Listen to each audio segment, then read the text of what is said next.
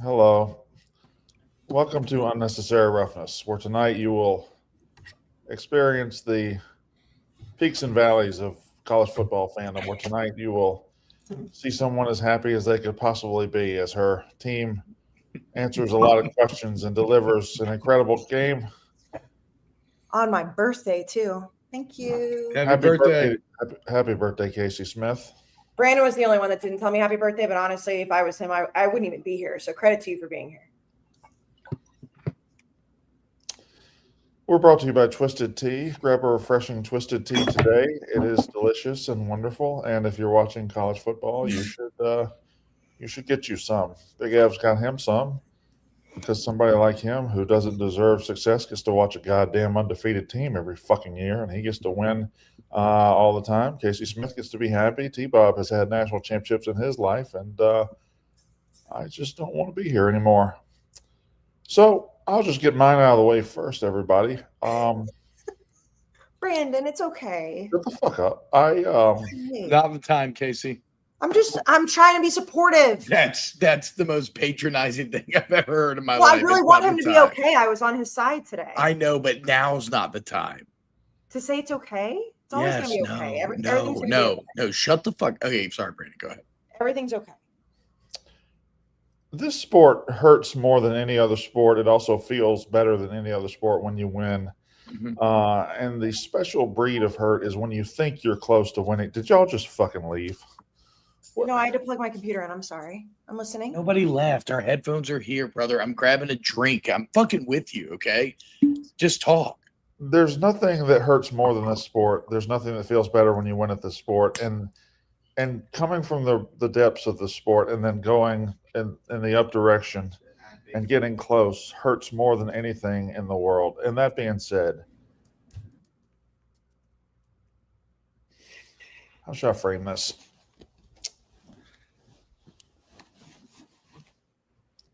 Three of the most hurtful losses of my entire life, and I see you, Brandon Big Ev, I don't care. Three of the most hurtful losses in my life have happened in the last 4 weeks. I don't even know what to say. We were up 17 points. Wait, what the fuck? What is this? Hi, Dan. Hey guys. What is Hi, Dan. I just wanted to join. I want to say one thing, Brandon, before you get mad at me. I accept your apology for stealing my lunch. Is it his internet or my internet that's going out? It's his. I think it's his. It's happening for us too. Okay. I accept your apology for stealing my lunch. Did that go that's through? Sweet. That's sweet. That's good. That's sweet. That's I'm sweet. leaving. I wanted to give you a little something. I'm leaving. That's really sweet. Accept your apology for stealing my lunch. Lukey, Yes. take him out. This is mean. This is all wrong. right. Bye. This Goodbye. I is love you, wrong. Brandon. You know I love you. The Blackhawks, you know I love you. We were up 17-0. We were up 17 points, excuse me, two different occasions, 9 minutes to go. And I don't know how Mississippi State is reinventing ways to destroy me, and I don't know if I want to do this anymore. I'm in that point. I'm in that moment. I'm in that headspace where I'm like, why do I care so much? That's where I'm at right now. I'm not going to be very good on this podcast. I'm going to stop there. If the Texas-Mississippi State game comes up, I'll be sad again. I'll give y'all what y'all want. I'll dance for you. I'll be your little monkey. Fine. Congratulations, Kayce Smith. Happy birthday. Tonight, I think this night belongs to you. I think Texas A&M spent the second half particularly answering a whole lot of questions that idiots had, because this was as impressive a second half and a victory as I've seen in a long time. Go, Kayce Smith. Congratulations. No, listen, I mean, I take no joy in seeing you down so bad. I was on your side here. I have spent the last 8 weeks, I'll give or take, like after the Notre Dame game, fine. I've spent the last 4 or 5 weeks just taking my lumps from people at the company I work for, people on the internet. Oh, we don't want to hear about A&M. We don't want to hear about it. She's going to work it in every single time. They haven't beaten anybody. They don't play anybody. It's the SEC. They barely beat Arkansas. All I'm gonna say is that to go into Baton Rouge and beat the ever living fuck out of LSU, and I don't care how bad the team is, to go into LSU, I think Brian Kelly had lost one time at night in Baton Rouge until tonight. I don't give a fuck what any of y'all say anymore. We won that game. We're impressive as fuck. Obviously, Ohio State and Indiana are there. I am no longer going to apologize for it. I'm no longer going to sit here and be like, well, we're not going to talk about them. Fuck all of you, not you, collective you. This was an unbelievable win. The first half was not very pretty, but that's all I'm going to say. Like, I'm not going to sit here and gloat. I'm not going to rub it into T-Bob. T-Bob already knows how bad they are. Like, we were texting the whole game. He knows how bad they are. It's fine. This is a real fucking deal. 8-4. Haha. It's not even November yet. It's 8 now. So, as far, I also, I need everybody to see my lucky jersey here. Okay. Just to remind everybody, like, put some respect on the name. You guys might hate me. You might hate A&M. You're going to have to deal with it for the rest of the fucking season. That's all I have to say. Yeah. No, listen, Big Ev, I haven't involved you yet at all. I thought, I don't have the firmest grasp on who looked great today, but if I had to make a short list of teams that looked the most impressive, the one in the second half against LSU tonight was it, Big F. No, 100%. And for some general context, Ohio State didn't play today, but I got my teeth kicked in a fashion that it feels like Ohio State lost a game today. So that's where I'm at. Awful gambling, dude. Literally everyone's gambling, dude.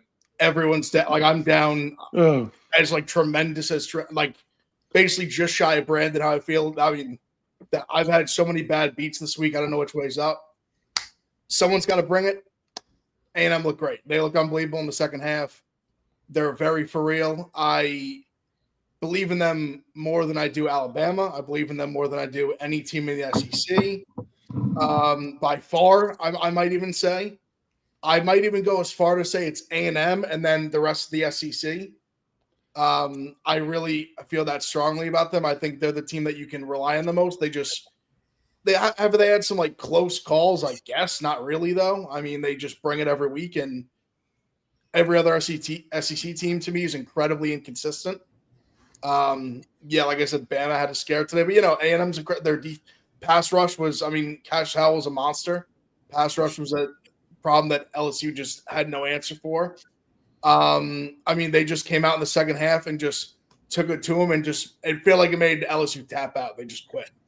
They quit. They just banged 2 touchdowns in a row, get the ball at half, touchdown, 3 and out, punt return, touchdown. Game was over in that moment. Right there, it was done. Game was done right there. T-Bob.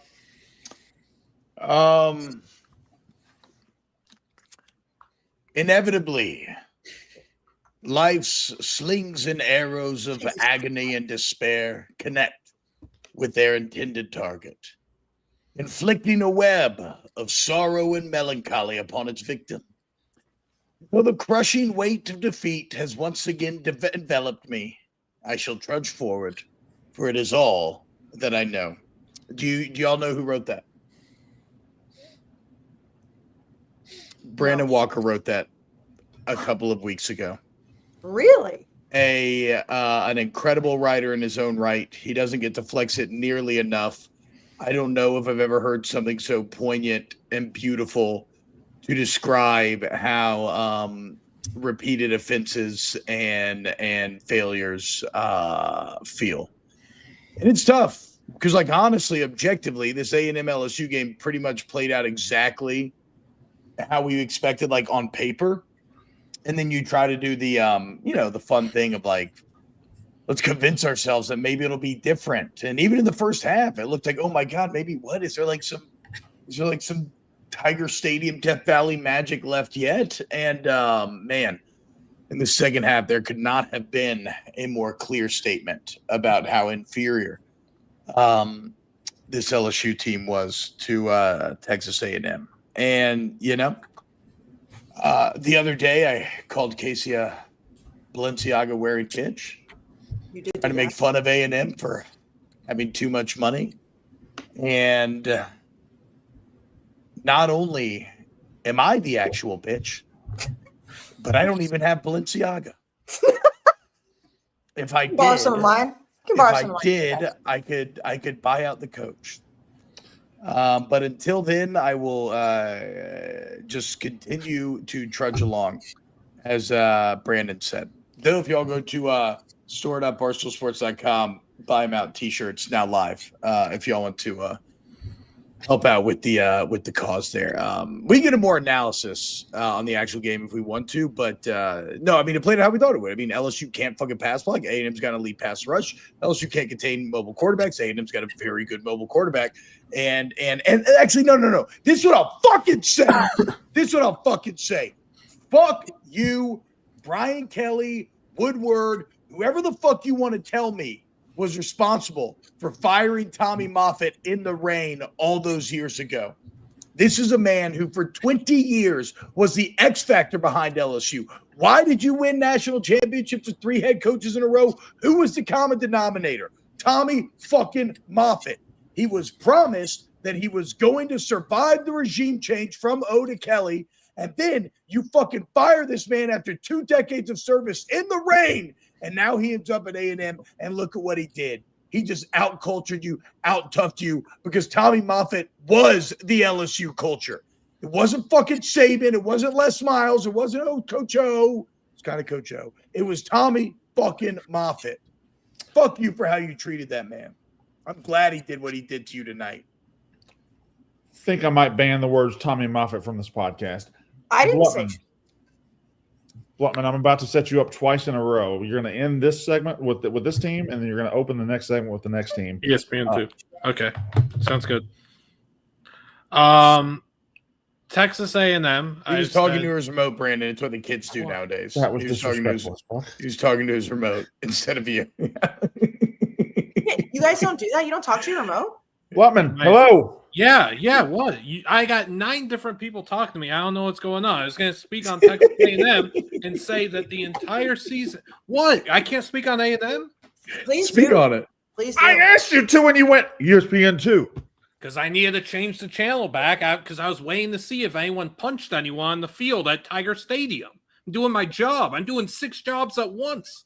He's doing 6 jobs at once, Brandon. I work 24/7, and guess who doesn't work 24/7? Anyone on LSU's roster, anyone on their coaching staff. What a bunch of losers!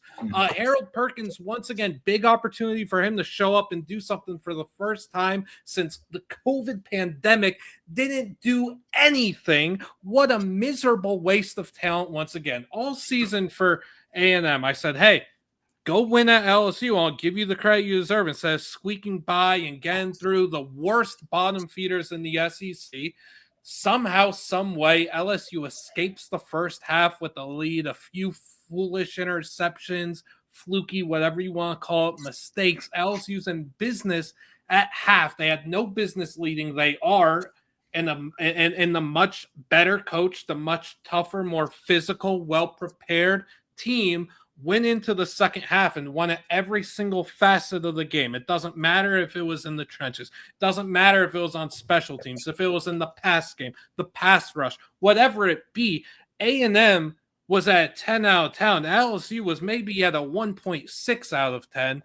That was a thorough booty whooping. The deserved team won. I could start taking A&M seriously now. Well, yeah, that's exactly where I'm at is with A&M. I think it was a complete eye-opener with A&M the second half.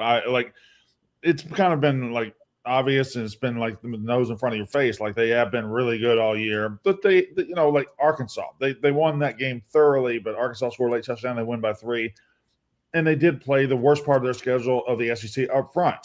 But they had the Notre Dame win, which is super impressive. And now tonight, you walk into LSU at night. I don't care if LSU's 0-9. If you walk into LSU at night and treat them like A&M did in the second half of that game, you're legit. Now, let me stop. Let me ask you a question here, Blutman. I'm going to start with you on this. I didn't see much of the game, and I know it's your team, but was Indiana just as impressive a story on this Saturday as A&M was? Yeah, to go and beat a 3-0 team like that, it was another thorough booty whooping. It was clinical from start to finish. Indiana is just another team who's so well coached, so well prepared. Kurt Cignetti on Monday is talking about, hey, we know 100% UCLA is going to run a fake punt at some point in this game. UCLA runs a fake punt 4th and 7 first quarter, snuffed out instantly. Signetti's and his staff are on top of everything, every major detail, every single little minute detail that the average human eye isn't looking for. Their pass rush is disturbingly good. The ways that they scheme up pressure and do it in creative fashion, they're a very, very, very, very good football team. I still think it's Ohio State at the top, and then there's a drop off. But Indiana's phenomenal.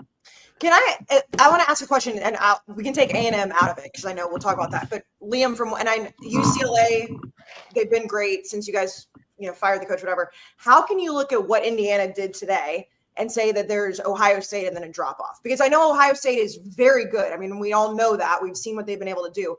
But Indiana is just fucking dominant across the board. And they had one close game against Iowa, and I get that. But Indiana is legit. Yeah, I don't see that drop off that you think that there is. Well, I think that question gets answered when the two of them play each other. I think it's right, but like going into that, watching Indiana play the way that they did today and the way they played against Oregon, and I still think Oregon's a pretty good team in the Big Ten. I just think Indiana, like, there shouldn't be this major drop off with Ohio State and Indiana. And I mean, obviously, I'm going to put my team there as well, but Indiana's fucking good. To each their own. I trust my eyes. I trust my brain cells. I trust what they've seen. I trust what they know to be true. In my opinion, when those two teams play, the answer will be there for you to see.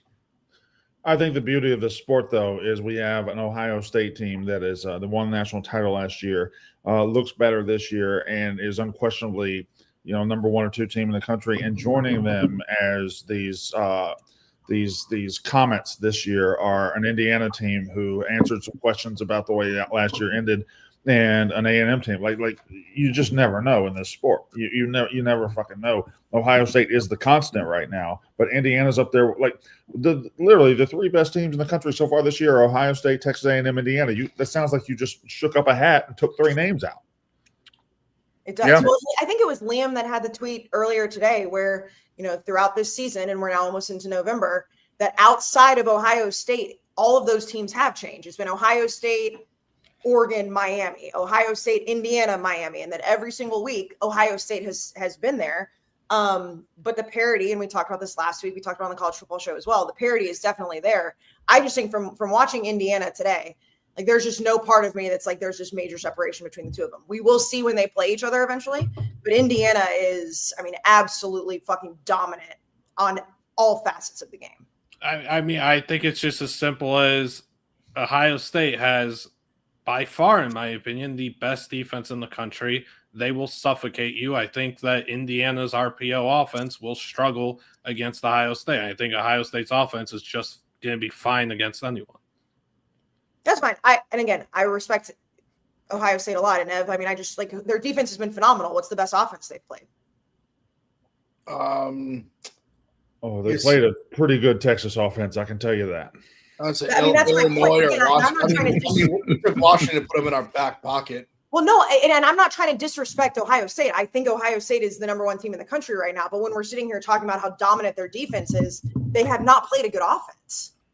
Yeah, they haven't really. Yeah, they haven't really played then tell me who are good offenses, because I feel like we're like, and listen, I've been guilty of it too. We do this like no one's good thing, like. Yeah. Then what's a good offense? No, I want to make this very clear. This is not an let's see. This is not an anti-Ohio State take. This is more of I'm just saying when we talk about Ohio State being more dominant, whether it's Indiana, or anybody else, it's like Indiana played Oregon. Oregon's offense is really fucking good. Washington is the 35th highest scoring offense in the country right now. Like I'm saying, they put up a 40 burger today. They didn't score a touchdown against us at home. No. I get it. This is not anti-Ohio State. I'm just saying I think it's closer than people are making it out to be. And Ohio State can only win the games on their schedule. It's not like Ohio State is doing anything other than what they should be doing, dominating these fucking teams. And that's what they're doing. And when we look at who they've played, they haven't played a dominant offense yet. And Indiana's offense is really good. Mendoza is really good. Like Yeah. that's why I'm just saying the separation between Indiana and Ohio State just doesn't exist to me right now. I think Kayce's actually pretty spot on here. The only area that I see separation is probably in Ohio State skill positions. And like Surratt is awesome for Indiana, and they got good skill players, but the 1-2 punch of Smith and Tate is likely something that nobody else has in the entire country. Now, I think the question is that balanced by the difference between Mendoza and Sayin? And really, maybe that's not even fair to say difference because they've both been absolutely fucking fantastic. Sayin's been damn near perfect. I guess I'm just giving Mendoza a little bit of an edge because of experience and age, and maybe that's unfair. I think the larger point here is that that's going to be an incredibly fun Big Ten championship when we see it, and in all likelihood, it feels today like that will not be the only time that those two teams meet up. So we could see that matchup not once but twice come pretty soon here. No, and I'm kind of at the point now where like I know there's no one we can really play through the season now, like the regular season that's going to impress anyone. So in my mind, it's like beat Michigan, beat Indiana in the Big Ten championship game, and like that's I've made it very clear. I think we're the best team. I think I agree with Liam where I think it's our defense is really what separates us. I think we can suffocate basically anyone. But yeah, I mean, no, we could win every game 100-0 here on out, and no one's gonna like. It'll just be like they're not good. So, no. You guys are the best team in the country. You're the best team in the country. I just don't. I can't buy into that. It's the best defense by far when they haven't played an offense that's higher than ranked 35th in the country. Can I ask a question? Mm-hmm. Has anybody considered that none of this fucking matters? Has anybody considered that we're all hurtling towards our inevitable death anyway? That there's a cancer or a heart disease or a city bus or something that's just poised to take us out at any point. And the little things that we do to bring us joy in this life are stupid and pointless. And why even continue to do them if they're not going to make your miserable, pathetic life more joyful and a better experience? Why continue? Because shut the fuck up, T-Bob. Shut the fuck up. This will pass. Why do we continue to go to the same well when the well ran dry of water years ago? And in fact, not only is the well not have any water, the well will grab you by the fucking throat and squeeze until your eyes pop out of your fucking head. And that's the well that we go to every fucking Saturday. Every fucking Saturday we go to that well and we're like, I'm thirsty. I think I'll do that. That's not fucking fun. Nobody likes that. Nobody fucking likes that. So what the fuck are we doing every Saturday night, huh? What the fuck are we doing every Saturday night? Brandon. Kayce, read an ad. So DraftKings, one play, Brandon, can change your whole season. I know you know how that feels. You were right next to the end zone when that happened. Anyways, one upset can silence a stadium, and the DraftKings Sportsbook is the #1 sportsbook for live betting. So from live in-game betting to rivalry week, odds, boosts, so much more. DraftKings keeps you in the game. And of course, as we know, new customers always get a good deal on DraftKings. Own every Saturday, Sunday, Major League Baseball, World Series, anything that you want. Download the DraftKings Sportsbook app. Use code RUFF. That's code RUFF. You turn $5 into $300 in bonus bets instantly if that bet wins. Does not matter what the odds are. So again, just $5 instantly into $300 in bonus bets if that bet wins. In partnership with DraftKings, the crown is yours. Brandon, take me through your weekend. You went home to Starkville. You went and watched West Point on Friday night. You looked like Al Davis swaggering around out there in that West Point field. You saw West Point win. You saw fireworks. You went four-wheeling. You rode. You got to drive the boat through backwaters. You got to lord around the Starkville campus all day today. You, Grady, superstars, taking pictures with all these Mississippi State fans, a man on top of the world. And then you got to experience about 58 out of 60 minutes of joy and positive football. And so are you really going to give yourself over to nihilism, to existential dread, and wipe all of that away because of a result? Lose sight of all the good that you experienced, all the joy that was brought to your heart because of a single result? Is that going to break you? Are you a man to be kowtowed at the feet of pain and suffering? Or are you a man who's going to keep going? Because this too shall pass. And Jeff Levy has this team going the right direction. And the wins will come. The pain today are the foundations of the joys of tomorrow, Brandon. To give up now would be the worst possible thing you could do. To give up now is exactly what the haters want you to do. So I ask you to look into your heart, and I ask you to understand that this too shall pass. A new day will dawn, and the sun will rise again. There's a lot of good in this world, Brandon, and it's worth fighting for. Suck my fucking dick. Fucking try. I emptied the clip. This shit sucks, dude. No, Ev, I know you're having a bad day gambling. Ev, I know you're having a bad day. This is supposed to be your best day, okay? Your team had a bye. You're the best team in the country right now. You're sitting pretty. And I get it. Gambling sucks sometimes. But Ohio State, you're sitting pretty. It's okay.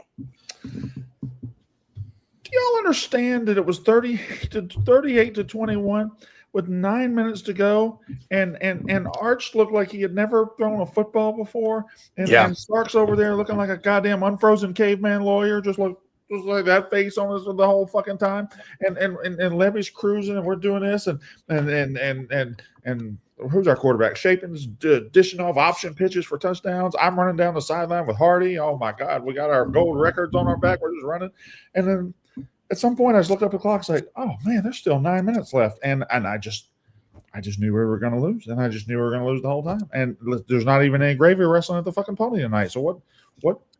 You know what? Blutman, who's the next second best, most impressive team today? Who can we talk about? Give me something to talk about.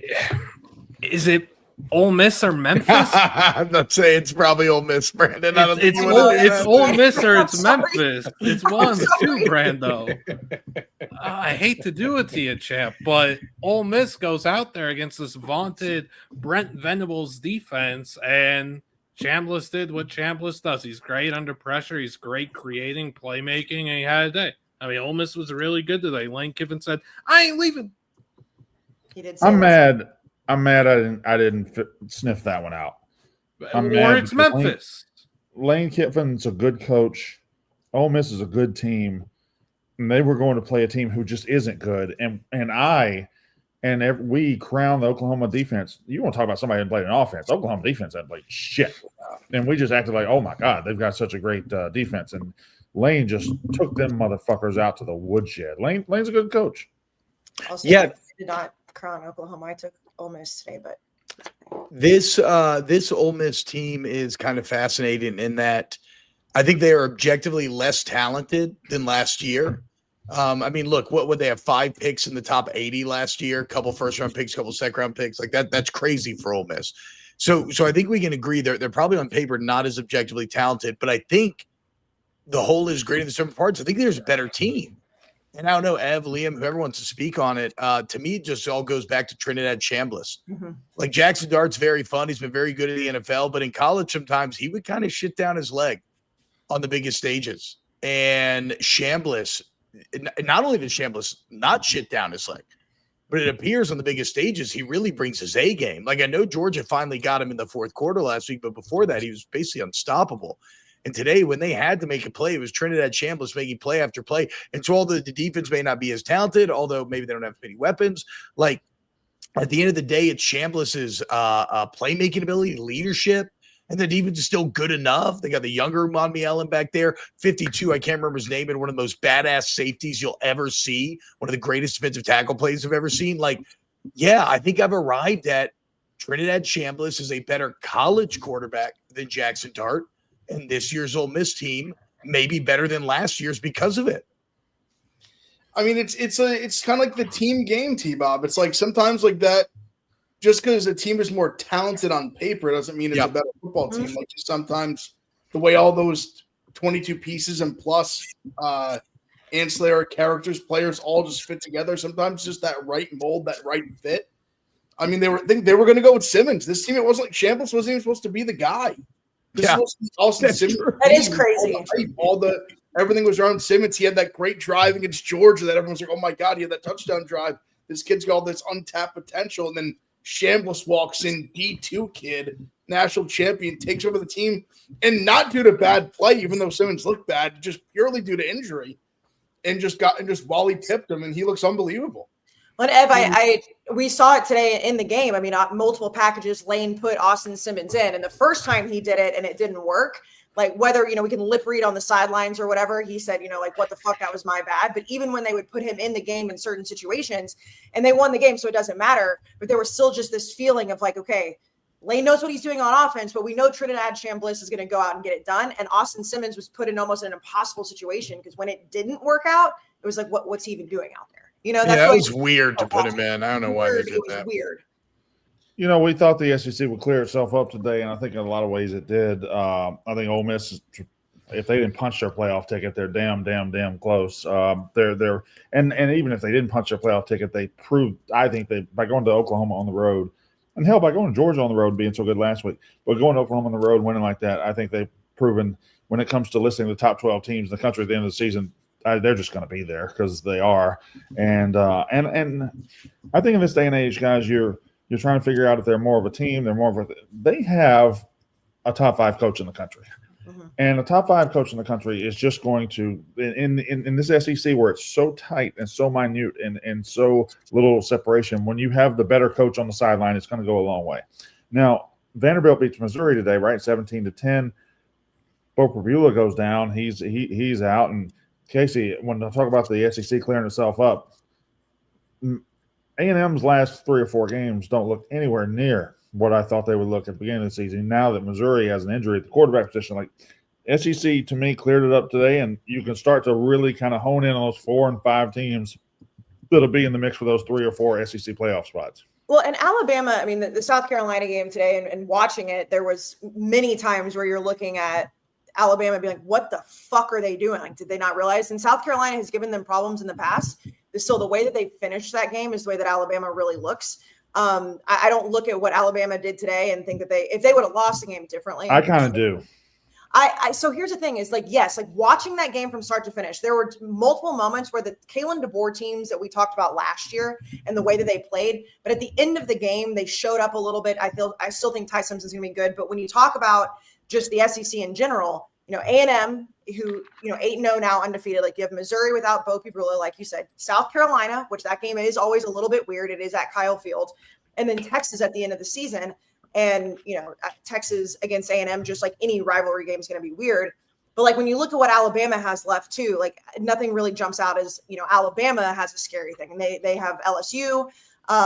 They have Auburn, who's not very good. Like I think that Alabama's going to be fine. I think they had their scare today that probably was eventually going to happen. Like I don't look at Alabama today and say like they're not as good as I thought they were. I still think A&M's a better team, but I don't think that it makes me think any less of Alabama. Anybody else thinking less of Alabama? Because it did knock a little shine off them. Well, watching A&M tonight and then watching Alabama today, I'm kind of over having to suck Alabama's dick every Saturday night, and every now and then I'd like to say they're not that good. Well, no, and you can't. But where I came into this week, again, whether it's a bias or not, I never thought Alabama should be ranked ahead of A&M. I never thought to me it was like Alabama deserved to be ranked behind A&M because whether that Florida State loss means anything or not, I thought A&M was the best team in the SEC going into this weekend. So that's where I'm kind of coming from, is that I don't think Alabama is a worse team than I thought going into it. They definitely had their scare, but teams have their scares. Like that happens. So Brandon, this is kind of interesting because you say that, Kayce says this. I'll read off my notes on the Alabama game verbatim, at least the beginning of them. Yet another weekend in which I have to come in here and give Alabama a ton of objective credit.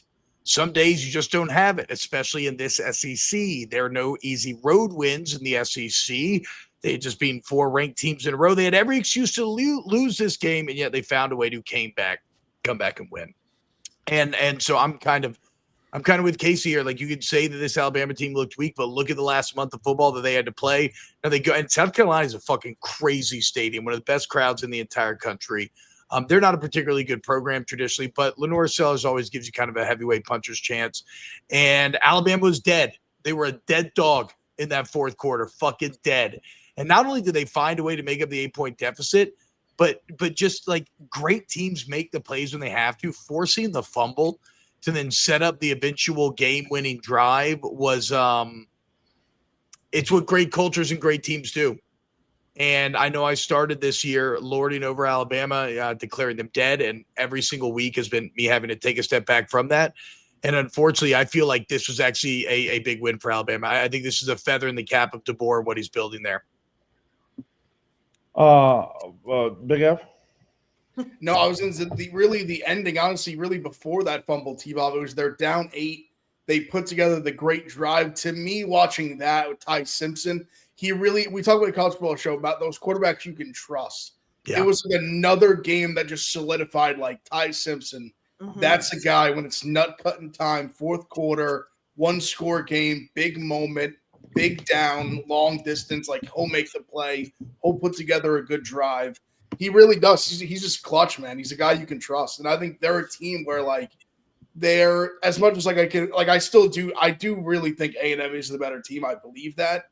But at the same time, Bama's a team that you can't count out because they have a guy like that, and they have an offense like that from Bernard Williams. Like they have legit playmakers that they can throw the ball to. So I mean, yeah, they have. I mean, Simpson he delivers every time. He really does. He's delivered every single time. Do we agree there's a big three? I mean, because before last week we were kind of had the conversation. Okay, we'll give it to Georgia, Alabama, A&M. We think is in there, but they don't have kind of the past successes. Like I think it's very clear there's a big three in the SEC now. I would add one more. Ole Miss. Yeah. Ole Miss has to be in there. I mean, Georgia beat them, but Georgia beat them at home. They outlasted them, but like Ole Miss went toe to toe with them at home. I would say it's a big four. What if Ole Miss and Vandy squared up right now? Ole Miss. I would take Ole Miss. But Ev? I would have to. Ole Miss probably favored on neutral. I think it'd be a good game. It'd be an interesting game. Well, hell, why not? While we're here, why not make it just a big 5? Because that's how many have one loss or less, right? Well, that's kind of my point, though. I do kind of feel like those three are still above Ole Miss and Vandy, but maybe I'm wrong there. I think that Ole Miss come out today, and I mean they were the dogs, obviously, because it was in Norman. The whole thing with the Ole Miss Georgia game was neither team wanted to play defense, and I'm not saying that Oklahoma's offense is some like major juggernaut, but I do feel like what Ole Miss did in Norman after a lot of people talked about how good that defense is. Like you have to put them up there. They lost to Georgia by a touchdown. At Georgia, like that to me, like they don't have a loss like they did last year, like where it's Kentucky or a game they had no business losing. Like they have to be in that conversation. Liam, do you join the group and being impressed with the way Alabama pulled things out today, or being like, why were they in such a game with a bad South Carolina team? I half-heartedly tweeted fireable offense if you actually lose that game to that version of South Carolina, to that coach. But like, hey, all credit to them. As we've said about Alabama for the last month and a half, it's what they did on key downs that won them the game. 50% third down, hit 2 or 3 massive fourth down conversions. It's Ty Simpson did not play near his best, but guess what he did do? Anytime it was any down it was time to kill, he got that kill, insta kill. He's a great player in the clutch. He doesn't have he has no pulse. I love Ty Simpson. That's a good win, like because things weren't going Alabama's way there. They find the key turnover on Sellers late. I'm impressed with how they pulled it out. Like, that's what a championship caliber team does instead of obviously rolling over and getting shot dead in the woods. So I hate that Alabama's in that spot. I'm impressed that they got out of there with the win. All right. Well, Kayce, where are you now? Okay, Game Time. We love Game Time, the official ticketing partner of Barstool Sports. We know college football is going on, obviously the NFL, the World Series, the NBA is back, and all the best tickets are on Game Time. Gives you the advantage. As a fan, a lot of these ticketing apps will hide it in fees. And when you go to actually check out, you're like, where did these prices come from? Not on Game Time. It's all upfront. It's incredibly easy to use. And the Game Time guarantee means that you will trust you get 100% authentic tickets on time for the best price. I know, Ev, you've gone to UFC fights. Brandon, you've gone to hockey. T-Bob took like 17 people to hockey games. I have gone to multiple concerts. I will be going to PFT, and we're going to be going to Machine Gun Kelly, not only in New York, we're going to go in Chicago too, thanks to Game Time. Take the guesswork out of buying college football tickets and all tickets with Game Time. Download the Game Time app, create an account, and use code ROUGH, ROUGH, $20 off your first purchase. Again, terms apply. Create an account, redeem code ROUGH for $20 off. Swipe, tap, ticket, go. Download the Game Time app today. Like I said, the fees are always included. So you know what you're getting. And October and November are the best sports months of the year, in my opinion. You can maybe add April in there to a certain degree, but there's no football. Any sport you want, any concert you want, play, it's all available on Game Time. I took 6 people. 6 people. 17. Flutman, I'll tee you up right here. You mentioned Memphis is one of the more impressive teams. A 14-point comeback for the second time this year. They beat South Florida, which was one of the darlings for the playoff spot in the G5. Go ahead and talk about Memphis for me, Blutman. Cardiac kids in that game. Byron Brown, I think had 21 carries, ran all over Memphis. Multiple. He had a touchdown in that game, though, straight up snatching 6 defenders' souls. And when something like that happened, holy moly, Colorado's going to outgain 365 to -8. Sorry, I just need to say that. That's wild. I didn't realize it was that bad. Byron Brown had Memphis in a spot where they just looked dead in the water. They can't stop this guy. He's an unstoppable beast. Brendan Lewis, on the other hand, who was questionable to play, ends up delivering, just finding key throws in opportune situations. Memphis ends up coming back winning. I thought Golish coached a really poor fourth quarter, and that's why we're now looking at USF, everyone's darling, pushed out of the playoff picture, which is no surprise. The American was always going to be cutthroat and cannibalize each other. That's why I don't think the American gets the group of 5 bid. I've said this team for a few weeks now. Look at San Diego State, man. If San Diego State, Boise State got a massive tilt coming up. San Diego State is a phenomenal watch. Their defense is legit. They have one of the best corners in the country, Chris Johnson. I like San Diego State a lot as a group of 5 team to watch going forward. What about Tulane Blunt? Or they fall? That's the American. They're going to get cannibalized. That's what I'm saying. Yes. Yeah. Okay. I'm looking at San Diego State. I don't think Boise State's good enough. I think UNLV's going to trip, and then James Madison, I think, should just win out. Their defense is just so much better than everyone else in the Sun Belt. And if they found something offensively with Alonzo Barnett finally getting healthier off the ACL tear, I think JMU should be able to roll. What were we looking at, Kayce? I just sent it to T-Bob. I'm not allowed to. You said you want to keep the name off the podcast. So Tommy Moffett does this thing with a chair, slam the chair. There's a very badass photo of just an A&M player with a chair in the middle of Death Valley at night in the fog. And I don't know, it's just cool. I just, I know T-Bob's into the lore of things. So I just wanted him to see it. Oh, don't use the word again. Don't do it. I didn't even like using that word the first place. I shouldn't have. I hate that word. I don't know why I said it the other day. But again, I am the bitch. I can't say anything. You know what tonight felt like? When the Aggie fans had taken over Death Valley and they were sawing them off in the fourth quarter, which is just the fucking lamest shit ever. It legitimately, Brandon, it felt like being cuckolded. And I don't know. I didn't have a good time. I thought that would always maybe kind of turn me on. And instead, I didn't like it at all. It felt demeaning and emasculating. And to have these fucking A&M fans singing their song that's actually about Texas. Well, it's been going on. Just about Texas, to have them singing it in that stadium. I got cuckolded. And I didn't like it as much as I thought. Brandon, can I ask you a question? Honestly. Go ahead. When tonight sucked, and we know that, and we don't have to make the joke. And Dan talked about bringing an extra heart and all of that. But when you were in Starkville, going into that game, it makes you feel like the most alive person ever, right? You feel so good. And we were all talking in the group text. I know you weren't paying attention. You were having the best weekend. And then to lose the way that you did sucks, but you can't ever give that up. You can't give up all the happiness that you felt before that moment, because that's what college football is about. Everything. I know, but I know he's down bad, and I'm not trying to patronize him.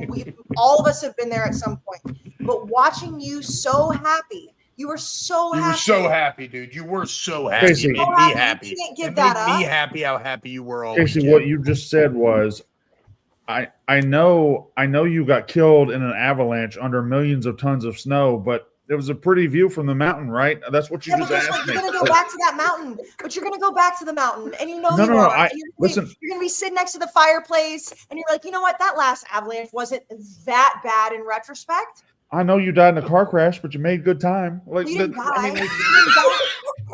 that's what you're saying to me. Dark. That was dark. Maybe No, it's more like you broke. No, Maybe I'm it's not more trying like to you take broke away a your femur. pain. I'm not taking away your pain. What I'm saying though is that like what T-Bob just described, looking at Baton Rouge and like how great Death Valley is at night, all these things. Like I didn't say that. No, in general, and then you see another team celebrating. Like what happened to you tonight? While it was egregiously, almost feel like it could be scripted out because of the Barstool world. Like how happy you were until that overtime. You can't give it up. Shut the fuck up, Brandon. How about this? Brandon, to give us. Okay, so I'm not. No. I'm not going to make it feel good. Last year you lost to Michigan, right? And you were down tremendous. You were like, "Fuck, I want to give up. I want to fire Ryan Day, fire everybody." And then what? You win the national fucking title. Like you can't give up. Can't give up, Brandon. National championship this season. There's no pot of gold at the end of this rainbow for Brandon. There is though. Levy's a good coach. It'll happen. He is a solid coach. I have no. It's coming. It's coming. We are so. But fuck that. Wait, Brandon. Fuck you. Then I'm not going to try to make you feel better. I tried to make you feel better. You shit all over me. So how about this? How about this, you stupid fucking cunt face? You fucking Mississippi State loser. How'd it feel to have that fucking dick flash right in front of your face, standing there in OT when the touchdown dropped in front of your face? Since you want to lean into being a little sad boy, why don't you give us the exclusive content here on Roughness before Yak and Mostly and everybody else steals it from you? How did it feel to watch Texas do that when you're standing right fucking there? Dude's gonna jack off the Tommy Moffett pictures. He's talking shit to me. All right.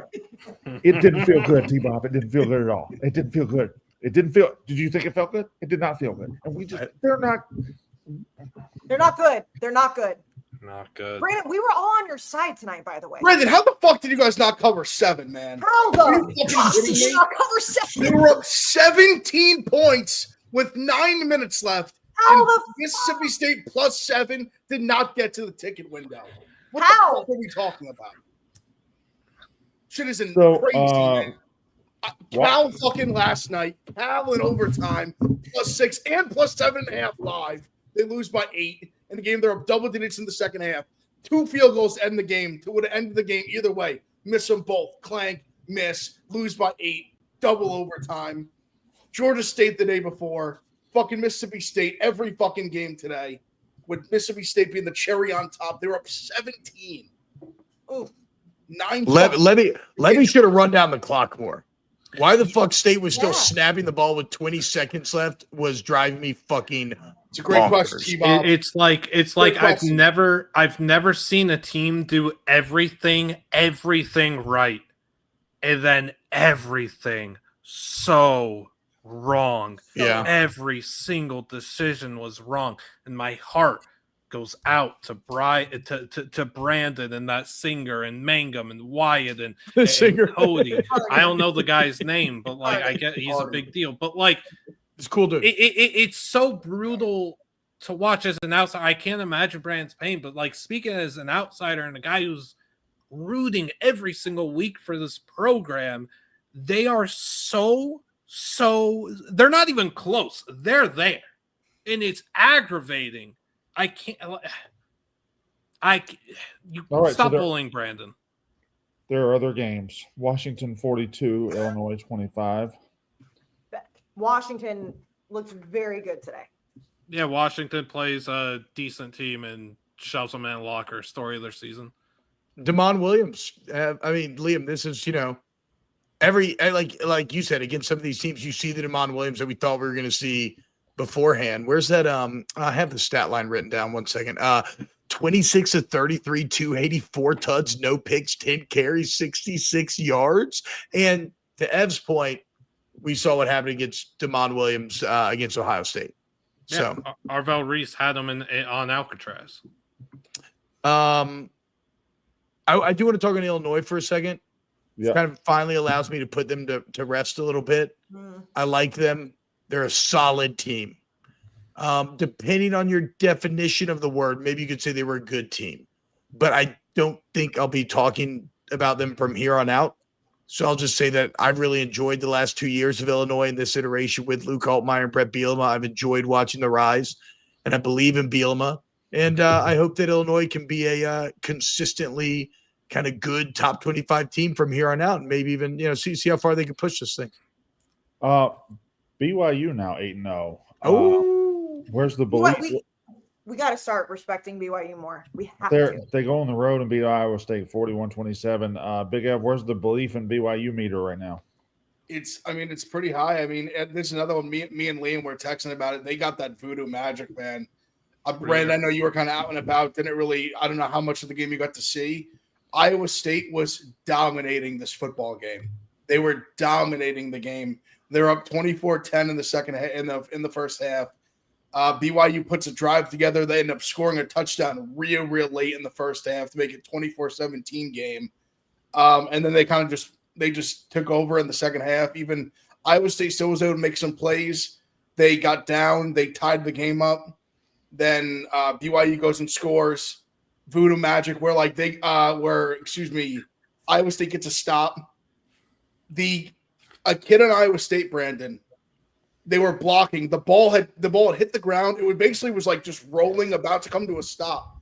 A guy blocking Iowa State just kicks it. He just kicks the ball. He just kicks the football. Story of my day. They were down. BYU was up 7. Then immediately, second play of the next drive, pick 6, up 14, game's over, flipped it on its head. So, BYU, listen, every time they need a play, they make it. Bear Bachmeier's awesome. But, yeah, they need to be taken seriously. They do. And we talked about this. Ev, we talked about this on the college football show, and I know Dave did his rant on Big Noon Kickoff today about it too. And we've talked about the Big 12, for the past couple of years with the 12-team playoff. To not give respect to the Big 12, because I feel like in the conference, it's kind of all like a mess. I'm Colorado's getting their dicks kicked in right now, right? Utah's beating them 40-0.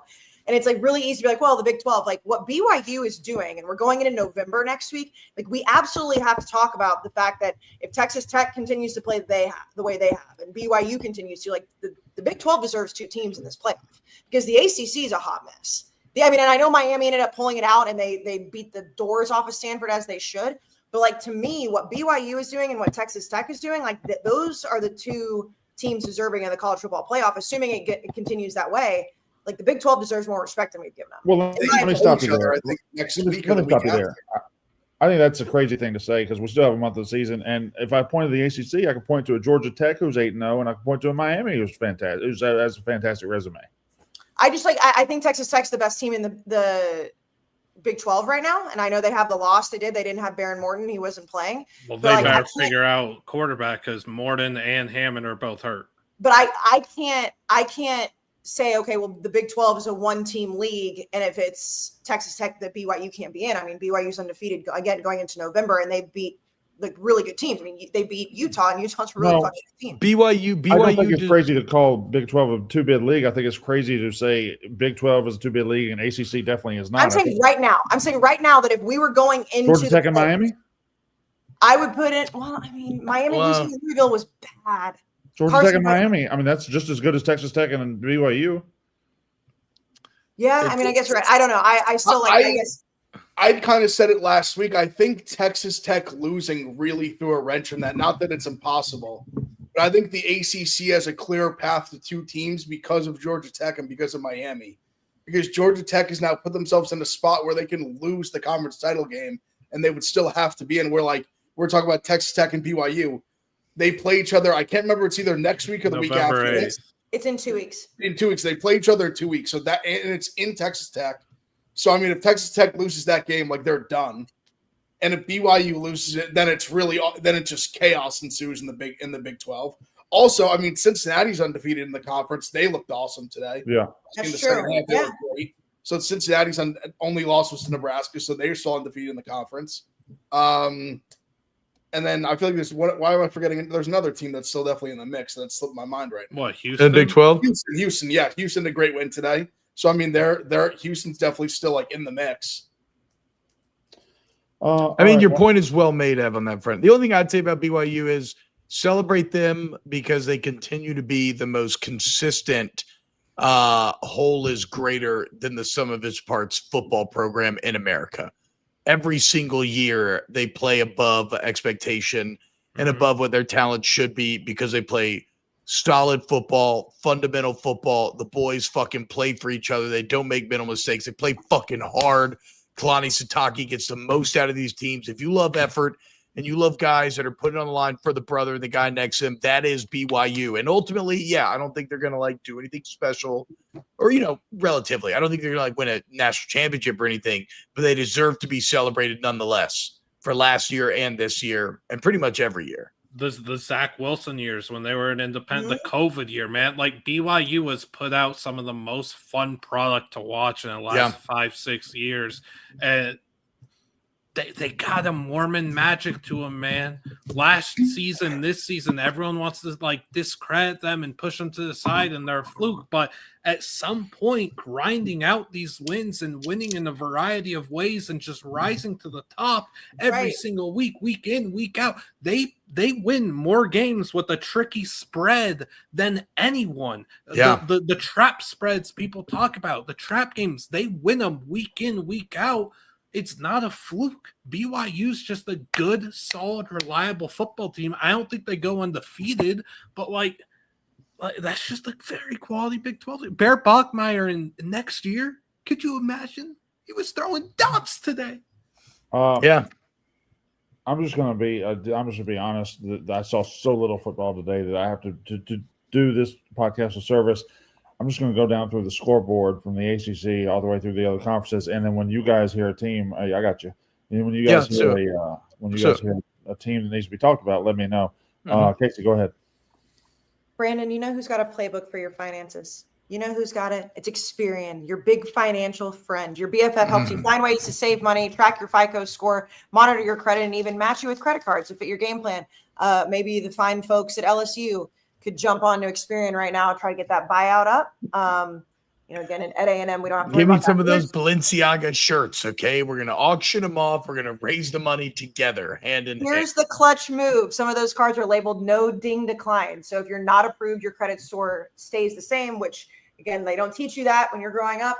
If you apply to a bunch of credit cards and you don't get accepted, it dings it, but not with Experian. It's like having a financial coordinator in your corner minus the headset. Take control of your wallet and apply with confidence. Download the Experience app and meet your BFF, your big financial friend today. Applying for no ding decline cards won't hurt your credit score if you aren't initially approved. Initial approval will result in a hard inquiry, which may impact your credit scores. But again, this is the time of year when the holidays are coming up. People start looking around at finances, and Experian can help you manage that. Again, your big financial friend, no ding decline cards, your BFF today.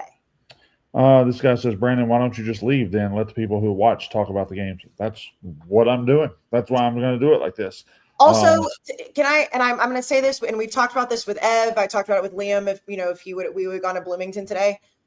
If our team is playing and we have an opportunity to go watch it, like you did today, and you did content for Mostly, and it was sponsored, you're going to fucking go. Like, that's going to happen. Sorry, everybody. But this no one held it against him that he was at Mississippi State today watching that game. Well, this was that one, and I think everybody has one a year, and Kayce, you might be in a lucky year where you don't have it, but there's always that 1 week or that one game you have that when it ends, you don't want to watch another college football game the rest of the fucking day. Oh no, my whole life has been that way, Brandon. I texted a little inside baseball. I texted Ev tonight, because obviously this is new. And Ev's comment to me on Thursday or Wednesday's episode, whatever it was, when he was like, you're brand new here with, when I said the undefeated thing, like the culture, I said, is this what this feels like? Because I don't know what this feels like. I don't know what winning feels like. And I know it's one game, and I know it doesn't technically matter at the end of the day, but I don't know how to handle these feelings. And Ev was like, yes, this is how it feels. So feel good for a second. So I get you. Apologize to no one. No, I'm not. I'm literally. No, I'm not. No, sorry. I'm not accusing you of apologizing. As somebody who knows how it feels to. No, I don't. At this level, I'm saying just be a dick. Just live it up, because you never know when it ends. Well, and that's my point. Like I said at the beginning of the show, like I felt like I've had to walk on eggshells because these again, we have so many great listeners, so many great viewers, great fans. The losers are like, we don't want to hear We about got a lot A&M. of cunts too. Let's get in. I'm like, yeah, buckle the fuck up, fam. We're talking about A&M. They're fucking 8-0 and they're 3 in the country, but I still don't know how to handle it. So, Brandon, I get it. I know how you feel right now. It's okay. It'll be okay. In the ACC, Virginia Tech 42, Cal 34, Georgia Tech 41, Syracuse 16, Georgia Tech 8-0 now or 7-0. Yeah. We should talk about Georgia Tech for a minute. Continue to win. Finally, a comfortable win. We talked about it last week. Sometimes programs have to learn how to win. I don't care if Georgia Tech's been winning close. It's a continuation of a trend over the years. Great to see their fans get a comfortable win at home. I know a lot of people are out there. I really just want to shout out Haynes King's stat line. 25 of 31, 304 through the air, 3 touchdowns, no picks, 12 carries, 91 on the ground, 2 more touchdowns. So we're talking about nearly 400 total yards and 5 tuds for Haynes motherfucking King, who now look like potentially the class of the ACC. Former Aggie. That's Virginia 17, North Carolina 16 in overtime. That was my upset special. You were close. You were so close, Brandon. Wake Forest 13, SMU 12. That's My shit. I missed that, Liam. Feed me, Liam. What happened here? Yeah, Rhett Lashley's a joke. Kevin Jennings is a terrible quarterback. Wake Forest is going in cruising to finish that game. Fumbles. SMU has to get 1 first down to seal the deal. Can't do it. Wake ends up getting the ball back, kicks a 50-something yarder for the win. I think 53. It went in by maybe a nostril. SMU over exceeding expectations once again, as they did last year, falling short much quicker this year, which I'm thankful for, because we don't need to see this team in an ACC championship. We don't need to see this team in a playoff. I don't think it's the worst thing for SMU if Lashley went and took another job. If Arkansas was like, hey, come back, bud. Well, you don't think it's the worst thing? You think SMU would end up with a good coach with all the other big jobs that are going to be open? All the Texas ties that they could get. Yeah. Oh, hey, Jeff Traylor wants to level up. Lashley's been a very poor in-game coach. Okay. Also, they got a quarterback coming next year that'll be really good. Pitt 53, NC State 34, Miami 42, Stanford 7. How's Pitt so good with this new quarterback? I don't understand that. I thought we all sucked Eli Holstein's dick all offseason, and now they get this freshman kid, and they're just way fucking better. Sorry, they benched him. Yeah, no, I know. Sorry, Brad, go ahead. Louisville 38, BC 24. Louisville continues to plug along, be very good. In the Big 12, I'm in a hotel room. I'm sorry. I'm trying not to talk very loud. Brandon, you can talk loud. It's okay. No, I don't want to bother the people around. Well, no, I know everyone's drunk and sad. It's okay. They won't hear you. Hotel in Starkville? Yeah, right next to the Walmart. I've been there. It's a nice hotel-ish. What? Okay, so what's next? What's the Big 12 scores? I don't fucking know. Do you want me to do it, Brandon? I can for real if you want. Kansas State 42, Kansas 17. The streak continues there. Ass whooping. And Kansas State fumbled the opening kickoff. Kansas scored immediately, like 2-3 plays later, and still just whooped their fucking ass. So Kansas State is kind of who we thought they were. They just weren't ready to be who we thought they were at the beginning of the season, right? You see this every now and then with college teams, where like the read in the offseason was actually correct, but for whatever reason, they were not ready entering the season. Kleeman's a good coach. Kleiman, I still always get confused. And they have obviously figured it out. Big win for Kansas State. Also, if you saw Avery Johnson's stat line right now for the season, you'd be stunned. Ooh, can we look this up? I'm going to look it up right now. Touchdowns and 1 pick. All right, I got this. It looks so much better. Yeah. Hold on. Vamp he had a massive game today. Seconds. Okay. Vamp for one more second. Here we go. So he's completing 63% of his passes, 1,500 yards, 13 tuds, 2 picks, and then 3 tuds are gone. Not as many rushing yards as I would have thought. Does that include today? Actually, sorry. No, that would not include today. That would not include today. Yeah. Go ahead, Liam. There's a bizarre Kansas State offensive lineman was saying that Kansas had a meeting with Chris Kleiman to discuss storming the field after what is that about? That's bizarre.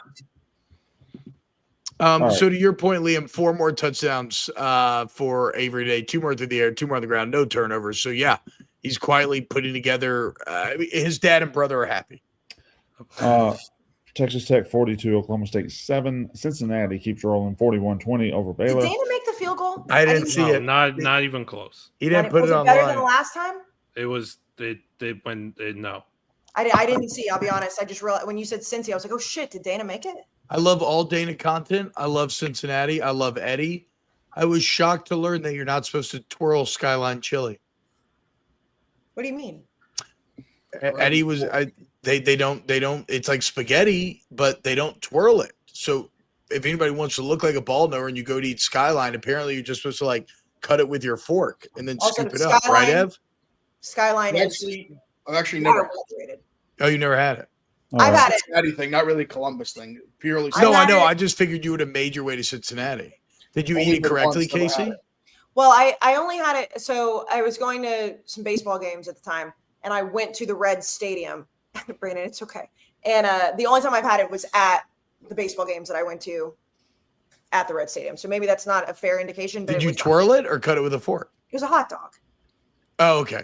Well, that's yeah. I don't know. Anyway, I thought that was interesting. Brandon, go ahead. Go ahead. In the Big Ten, Nebraska 28, Northwestern 21. Northwestern continues to be way better than they have any right to be. I'm sorry. Honestly, they had the ball. They had the ball in position to win the game. Rutgers 27, Purdue 24, Washington 42, Illinois 25, Iowa 6-2, sneaky 6-2, 41-3 over Minnesota. Mark Gronowski, best facial hair in the nation. No, gross. Why? You don't like the handlebars? It's a Fu Manchu. Yeah, it was sick, and it revitalized Iowa. Yeah. Also, Iowa, Kirk Ferentz, man. Right when you think he's dead, that motherfucker. Look at it, like here he is. It's Ferentz. Who cares? Say his name again. Kirk Ferentz. Like, who gives a fuck? Suck my fucking dick. Shut the fuck up. It's been watching 12 fucking hours of football. Who gives a flying fuck? The point is, the guy's fucking consistently winning for all these goddamn years, and the second you think he's dead, look who's fucking laughing. No, Kirk you're right. Ferentz. We all say names wrong. That one was just fucking egregious. Okay. Jesus fucking. Thank you, T-Bob Herbert. Good. I don't give a fuck. I've told that shit my whole life. The point is, are you related to Justin? Kirky fires fucking. By the way, right Justin now. Justin Herbert is on an epic run right now. Yes, he won one game. I am related to Justin. The way he protected Madison Beer from that basketball was so hot.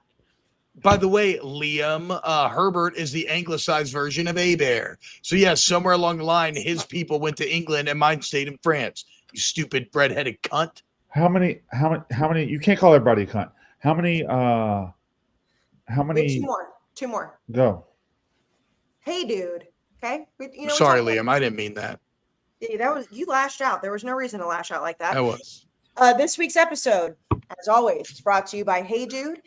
We've talked about Hey Dude. It's like their tailgating shoe. They're a great golf shoe. Mini golf. We used to throw them on when we were playing mini golf. We probably will next year for the mini golf tournament. But the best part, and T-Bob, I know you agree with this, they're the best parent shoe because they're right at the front door. They're in the car, whatever, and you can just slide them on while you're wrangling the toddlers. You don't have to reach down and do anything. You just slide them on. They're comfortable. They get the job done. We also have a Barstool collection. So Hey Dude is offering a special offer to get you ready for whatever you may need with Hey Dude. For a limited time, go to heydude.com/Barstool. Use code UR20 to get 20% off the Hey Dude Barstool collection. That's code UR20 to grab 20% off our favorite styles. Order yours today. And for a limited time, again, our listeners, it's 20% off. The holiday season is 20%.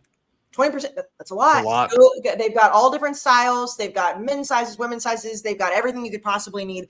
UR20 gets you 20% off the Hey Dude Barstool collection. Again, UR20. Grab 20% off all your favorite styles. Order yours today. Experience the comfort for anything you could possibly need. They're so versatile.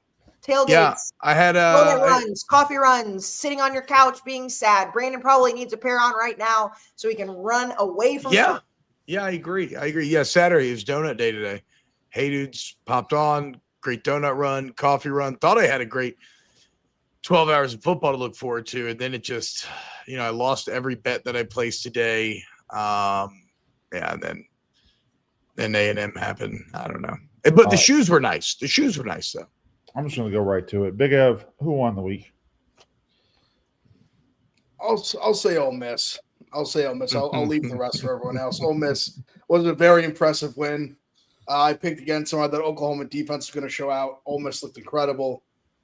Huge road win for them. I think puts them in a very, like you said earlier, very, very, very good spot to make the playoff. They even have one to give and probably have went through most of their tougher games. Brandon, I still think you guys are going to give them hell. Don't do this. Regardless, I'm not saying that. Just say it. I said it before. I still mean it. Regardless.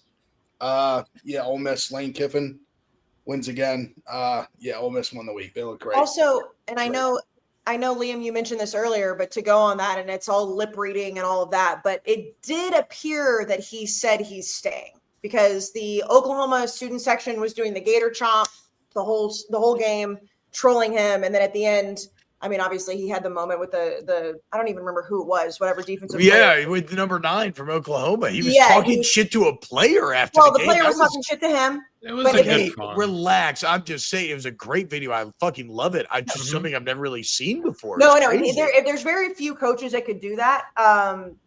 He obviously can, but it did appear, Liam, and I know you probably watched it more than me because you're on social more than me, but it did appear that he looked and said he's staying in Oxford. Perhaps, yes. And hey, that could be true until a job in Baton Rouge becomes available. Then maybe Louisiana State University. I have always heard that the one school like that Lane has coveted the LSU job for a long time. You know what? Well, and if our old friend Jack Mack, who by the way is giving A&M a lot of credit on the Twitter sphere right now, but Jack always had the beat. He was always on the pulse of the girlfriend situation. Lane could be staying in Oxford because of Landry, but Landry might be okay going to LSU because of Whit Weeks. I'm just saying. There could be some things there. Liam, who won the week? Wyatt and Cody for the work that they did for you. And Ebo as well on the social side. There was no internet in Starkville, and I thought that both of them did an incredible job from start to finish, and I think that they deserve a big pat on the back for the work that they did. Cole Payton and Bryce Lance, I highlighted beforehand for NDSU. That game was over when I heard last night that Mason wasn't going to start at quarterback for South Dakota State. Cole Payton rushed for 4 touchdowns. Incredible dominance from NDSU. I'll wrap it up there. Yeah. T-Bob, who won the week? Well, obviously, Kayce won the week. It's her birthday. A&M moves to 8-0. So, 8-4 jokes into an in-depth valley. They saw him off. Yeah. Fuck me. I'm a little bitch. But I'll kind of dovetail with Liam here. I think Brandon, you're never going to admit this today, but I do think you won the week in a weird way. I think over time, when you look back, patronizing. I'm not. I think over time, when he looks back on this weekend, that he's going to realize that the good far outweighed the bad. How pointless the football game was, in light of getting to go home and feel the love from his community that he grew up in, and see those whom he loved and spend time with whom he loved. I think that's going to be infinitely more. And I think eventually Jeff Lebby is going to get wins that will make you forget the pain of this loss because he's a good coach. And you'll get a good quarterback that's better than Blake Shapen. I fucking hate watching Blake Shapen in clutch situations. He was going to tear my hair out. But yeah, I think like on your deathbed, I think this will actually be a weekend that you look back on positively. And I'll go last. Who won the week? I believe it was Texas A&M. That second half was super impressive, and any doubts that I let linger through their 7-0 start are gone after their 8-0 start. I'll keep it short and sweet. They won the week. So now we move on to who lost the week. Well, you didn't ask me. Did I not? No. Did I not? You didn't. It's okay though. Go ahead. Go on with your miserable sack of shit bit you're doing. Go on. Kayce, who won the week? No. I mean, obviously I'm going to say A&M. I've been sitting here, all the things I've said, I've been sitting here taking my lumps, taking all the shit talking. Oh my God, we don't talk about it. I will say, we've talked a lot about A&M. I do, and we talked about Indiana earlier, and I'll save my A&M stuff for later. I think Indiana really won the week, and I was FaceTiming with our good friend Mike Kayce a little bit earlier. Like, Indiana, to look at what they were for the first 3 years when he was playing, to what they did last year, to make it to the college football playoff, and they didn't have a great showing there, obviously, but still to make it there, and then to look at how they're winning games this year. And UCLA is, like, they didn't – I was shocked the line was as big as it was. Like, I thought UCLA, after they fired their coach, was going to look good. I think Indiana is just as good as Ohio State right now. We'll see when the Big Ten championship comes along. But for Indiana to just beat the fucking doors off UCLA, the most entertaining thing that happened during that game was Mark Ingram dancing on the sidelines. Like, literally, if you were watching that game, like, they kept going back to Mark dancing on the sidelines because that's how boring that game was, because Indiana was beating the fuck out of them. Like, Indiana fans right now have to be over the moon. And we talk about parity in general. Like, Indiana has in their minds and in everybody else's minds, has no business being that team that's just on Big Noon kickoff and on the Fox Big Noon game. Yeah. And the most entertaining thing is a former Heisman Trophy winner from Alabama dancing on the sidelines. Indiana absolutely won the weekend. And I feel like the collision that's happening for the Big Ten championship is going to be awesome. And that's why I do love that divisions are gone in the Big Ten for that reason, because we're really truly going to see these two teams like actually battle it out. And our boy Mike Kayce is so fucking happy. The FaceTime that I got from him at halftime of the A&M LSU game, oh my God, he was just living his best life with all his O-line buddies. Indiana won the week. So to add, because I didn't talk about Indiana earlier, I wanted to make one point real quickly is let's not just gloss over how consistently Indiana beats the fuck out of teams that they are supposed to beat. Right, we see other teams in unexpected dogfights almost every week in one way or another. Under Kurt Cignetti, that has just not happened. And if you're talking about somebody who's trying to justify or validate the Cignetti contract extensions, I would say that consistency has to be one of the core pillars that you're building it on. Now, he's going to have to prove with the big games. He did that with Oregon. Big Ev, obviously, y'all are going to have probably 2 matchups coming up soon, but like, do not just gloss over how good Indiana is in these games where they are the better team. That said, Kayce, I mean, you won the fucking week. Shut the fuck up. No, well, obviously she won the week. There's a category. There's a category. Hey, happy birthday. Happy birthday. Thank you. Lest we forget, there's a category that I did absolutely show my ass, not actually literally, but at Plaza. I need anything right now. You get the last word. You want to? Kayce, do the last ad. I'll do the last ad right now. Wayfair. Brandon, Christmas is coming up. And you know what? You know what should make you happy, Brandon? Hey, look at me. Yeah. You have a house where you can have 2, 3, 4 Christmas trees if you want, okay? Remember that? Remember where you live now, okay? You can have all the Christmas trees you want. You might need to go on Wayfair. Your beautiful wife, your children, they need Christmas decorations. And that's coming up. And, of course, we know Wayfair has everything you could possibly need with the outdoor furniture if you still live in a place where you can be outside. If not, all the indoor things, whether you need just a little bit of storage, a new piece of furniture, or you need to redo your entire house, Wayfair can get it done. It's every budget, every home, every style, no matter what. So refresh your guest room with bedding, linens, throw pillows, accent chairs. And then, of course, as I mentioned, the holiday whole decor section right now, they're loading it up. They want everybody to start to get ready for the holidays, and Wayfair has you covered. So get organized, refreshed, and ready for those holidays for way less. Go to wayfair.com right now and shop all things home. That's WAYFAIR.com. Wayfair, every style, every home, wayfair.com. And by the way, Brandon, by the way, I know you're down bad right now, and it's okay. You're going to get back, and you're going to go, and you're going to look. You live on a lake, okay? Look at all the outdoor furniture you have out there. Now you're being patronizing. No, I'm not. I'm being serious. It's going to be okay. It's going to be okay.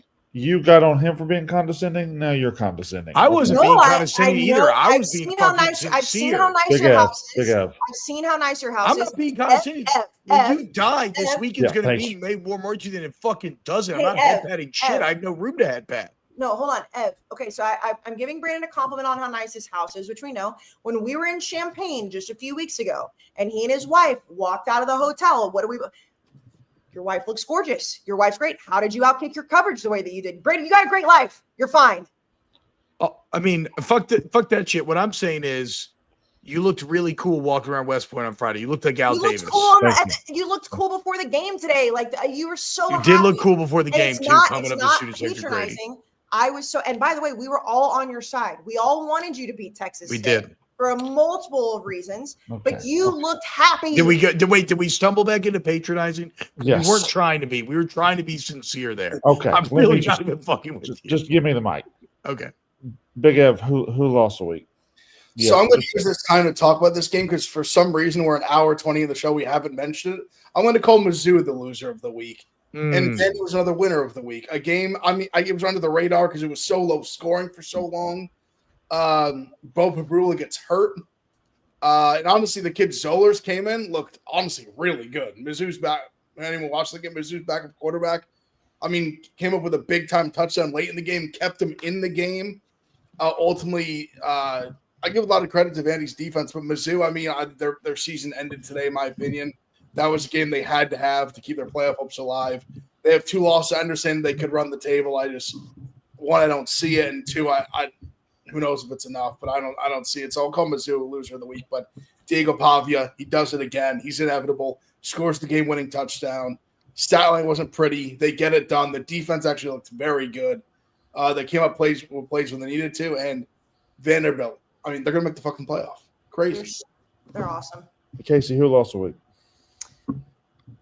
I don't want to be patronizing. Do you want me to go now or do you want me to go last? By saying that, it was patronizing. Okay, I'll tell. All right, Brandon, you want me to say it? I'll fucking say it. Okay, it's not even about how you lost the game. It's that in our world, in our orbit, right? Everything that happens at Barstool is so unrealistically not scripted that it feels like it's scripted.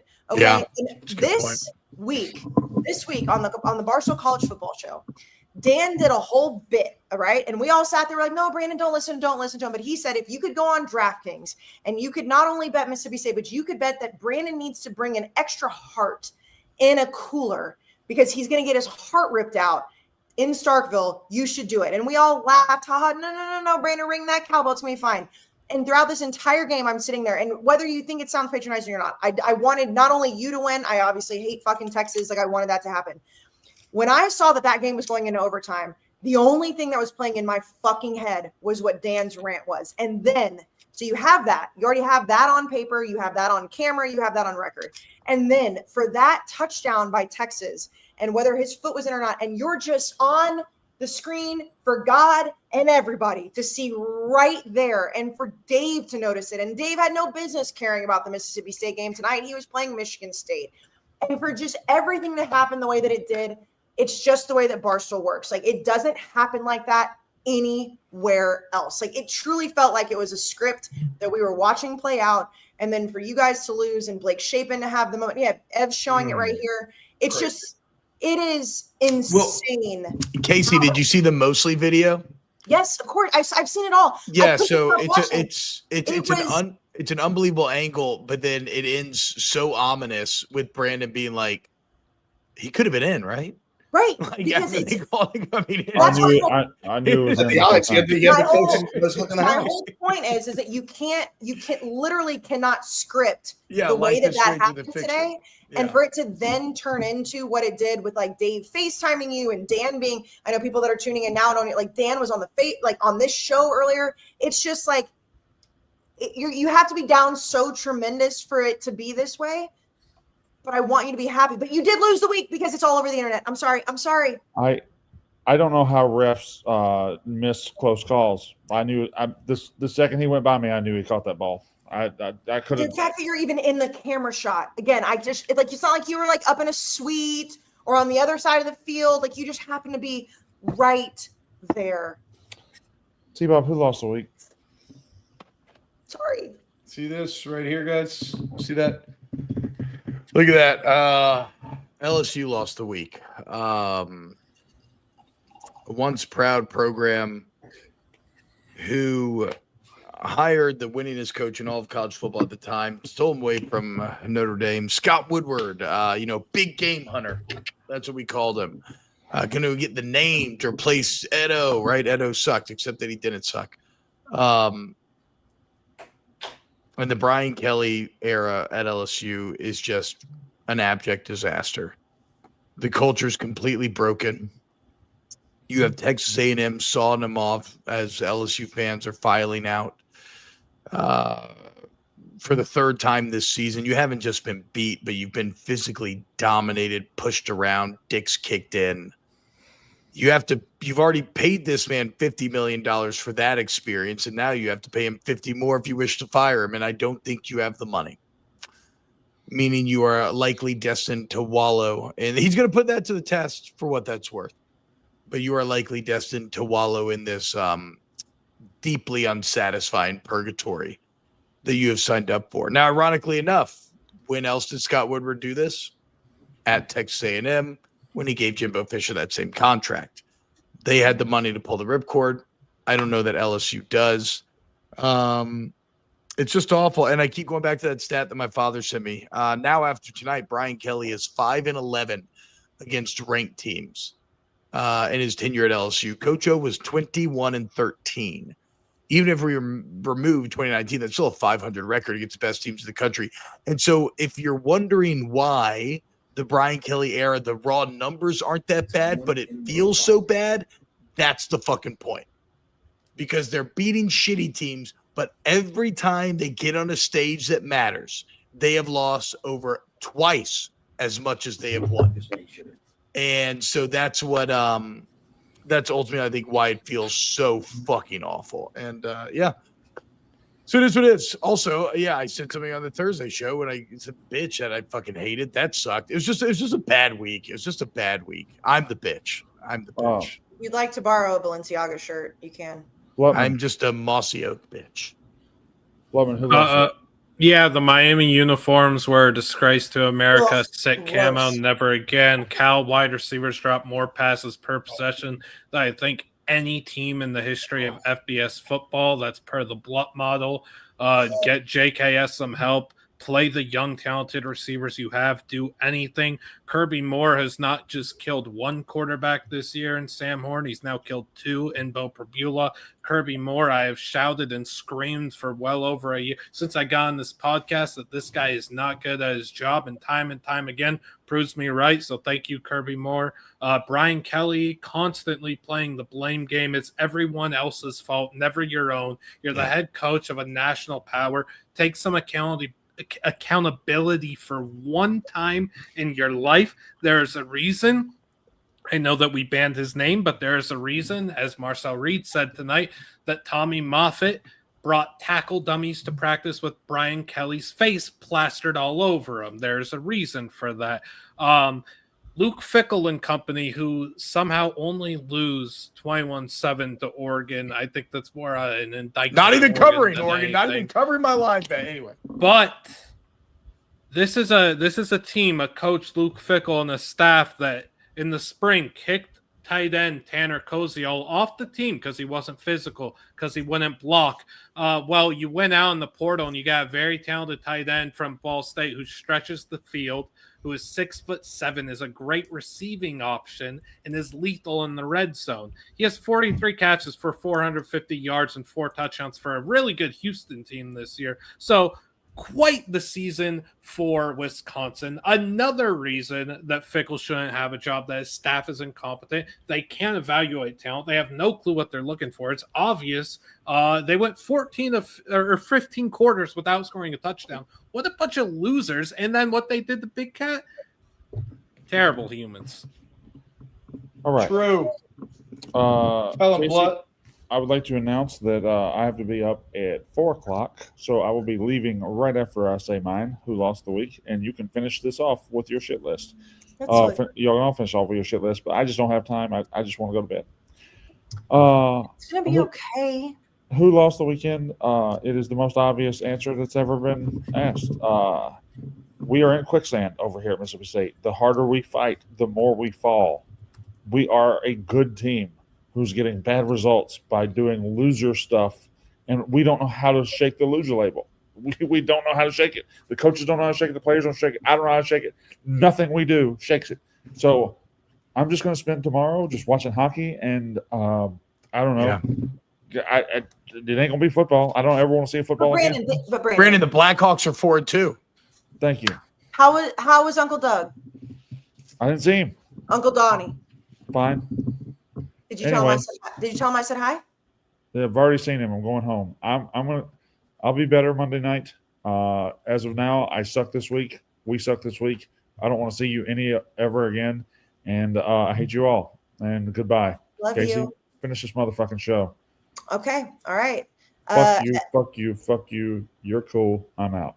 Was I the cool one?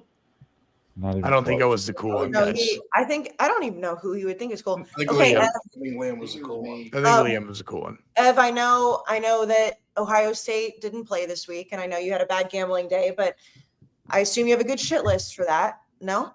I mean, no, it's all these people who just rip my soul out time and time again. I just bet on these college kids, and they make a lot of money, so I feel less bad about trashing them. I mean, I don't know. I don't know which way's up right now. That was Mississippi State was devastating. Cal was horrible. Georgia State on, I think it was Wednesday it was Thursday, was just atrocious. Oh man, I had so many bad. I don't know. This is a bad shit list. I'm the worst. You're just down that bad. I'm my own shit list. I put myself on my own shit list. I'm just a dog shit gambler. I'm horrible. That's fine. And like, oh man, the team is so good. No, honestly, it's a phenomenal football team, but yeah, I wish I got to see them play the game today. It might have cheered me up. Next week, next week they'll play Penn State, and you'll beat the fucking doors off that dog shit team. And honestly, Ohio State's been undefeated against the spread. I think I've only bet on them like twice this year. Penn State is ass, bro. You're good. Okay. No, I mean, we're gonna win that game. But no, actually, well, I don't know, Liam. How many shit lists do you have? Well, I always only do one. I just don't have a good one. Okay, then go ahead. Call student sections, fans. I suppose I'm telling you to be smarter and more creative. You're college students. You should be a bit innovative. Your brain should be buzzing. You should be thinking of different ways to celebrate and cheer instead of seeing one student section do something and taking it and running it straight into the ground. Nothing has become washed quicker since Amir Khan March Madness straight up ran him into the ground. It is the shirtless fans craze that is sweeping college football. Every broadcast sees it and thinks like the wheel has been reinvented. And let the kids have fun. Let the kids have fun. But can we have fun in a different way, a more creative way? Do something else. Just I don't know, man. The old man yells at cloud. I'm 27, I think. Like, whatever. I don't care. I'm grasping at straws because I didn't have anything good here. But Indiana started this in 2021 when they were down bad, rock bottom. Yep. Tell them, Liam. And instead of giving Indiana credit for starting something 4 years ago, Oklahoma State's getting all the credit. That doesn't make any sense. Oregon, no, sorry. I don't know. It's supposed to be a distress signal for teams at rock bottom, not a gateway drug for a 4-4 team. It doesn't make sense.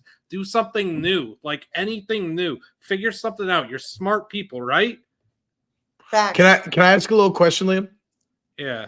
Do you think the Oklahoma State boys knew about Indiana, or do you think it happened organically? Like they were inspired by the spirit of Indiana?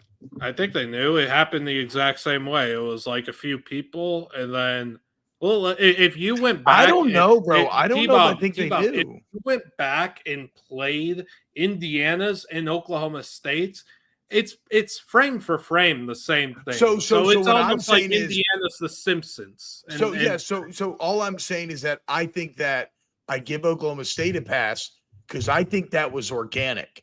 In the same way that Indiana was. Like, I think they tapped into something deeper in our human DNA and like pulled from a memory that they didn't even know they had.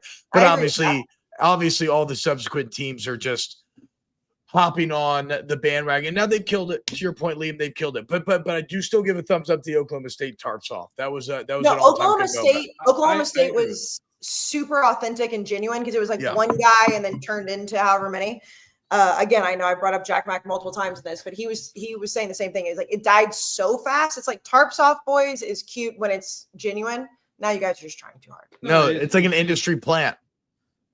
Correct. Yeah, I agree on the Oklahoma State front. I was just using them as an example because they revitalized it and are getting all the credit for doing it when in reality Indiana started it. Yeah. So I don't really get that. What if there's like a Navy team in 1936 that did it and we have no idea? Like there's like 4 or 5 examples of it happening through college football that we don't even know about, but it's secretly just a shared human memory. Then I'll have to take the L on that one. No, it's not L. It's not L. No. I'm okay taking accountability and taking the L. I would also, I suppose, to add on, I guess I do have more than one. Apologies, Kayce, but Brandon's not here, and we're good on him. He could go hit the hay, as they say down south. Liam.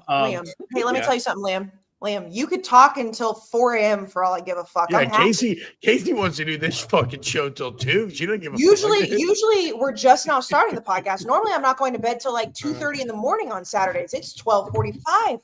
Go off, King. We got time. I got time, baby. I was just gonna say, I'll speak on UCLA, Indiana. I'll use this time to do so, and I'll say, hey, Hoosier Nation. Of course you dominated us. I didn't say a single thing I believed all week. I was, you know what I was all week? I was a loud dog home alone barking so that the neighbors would hear me and be afraid of me. When in reality, I was a little pup, a little 2-month-old pup that's just so annoying but scared. And that's what I was. I didn't believe a single thing I said all week. Keep it within double digits? No, I knew we were doomed from the start. I had to try and will something. Liam, can I ask you a question? Yeah, domino effect, by the way. Dominoes. No, Dominoes. Well, no, dominoes fall both ways, though, Liam. It was either going 3-0 or 0-3. Like, so we got it. Yeah, the dominoes still fell. They just fell the wrong way. And by the way, and I know we talked about this in the group text, the Sark going to whether it's the NFL, the Titans, whatever, like that was a weird news dump this morning anyways. Like, the whole thing was weird.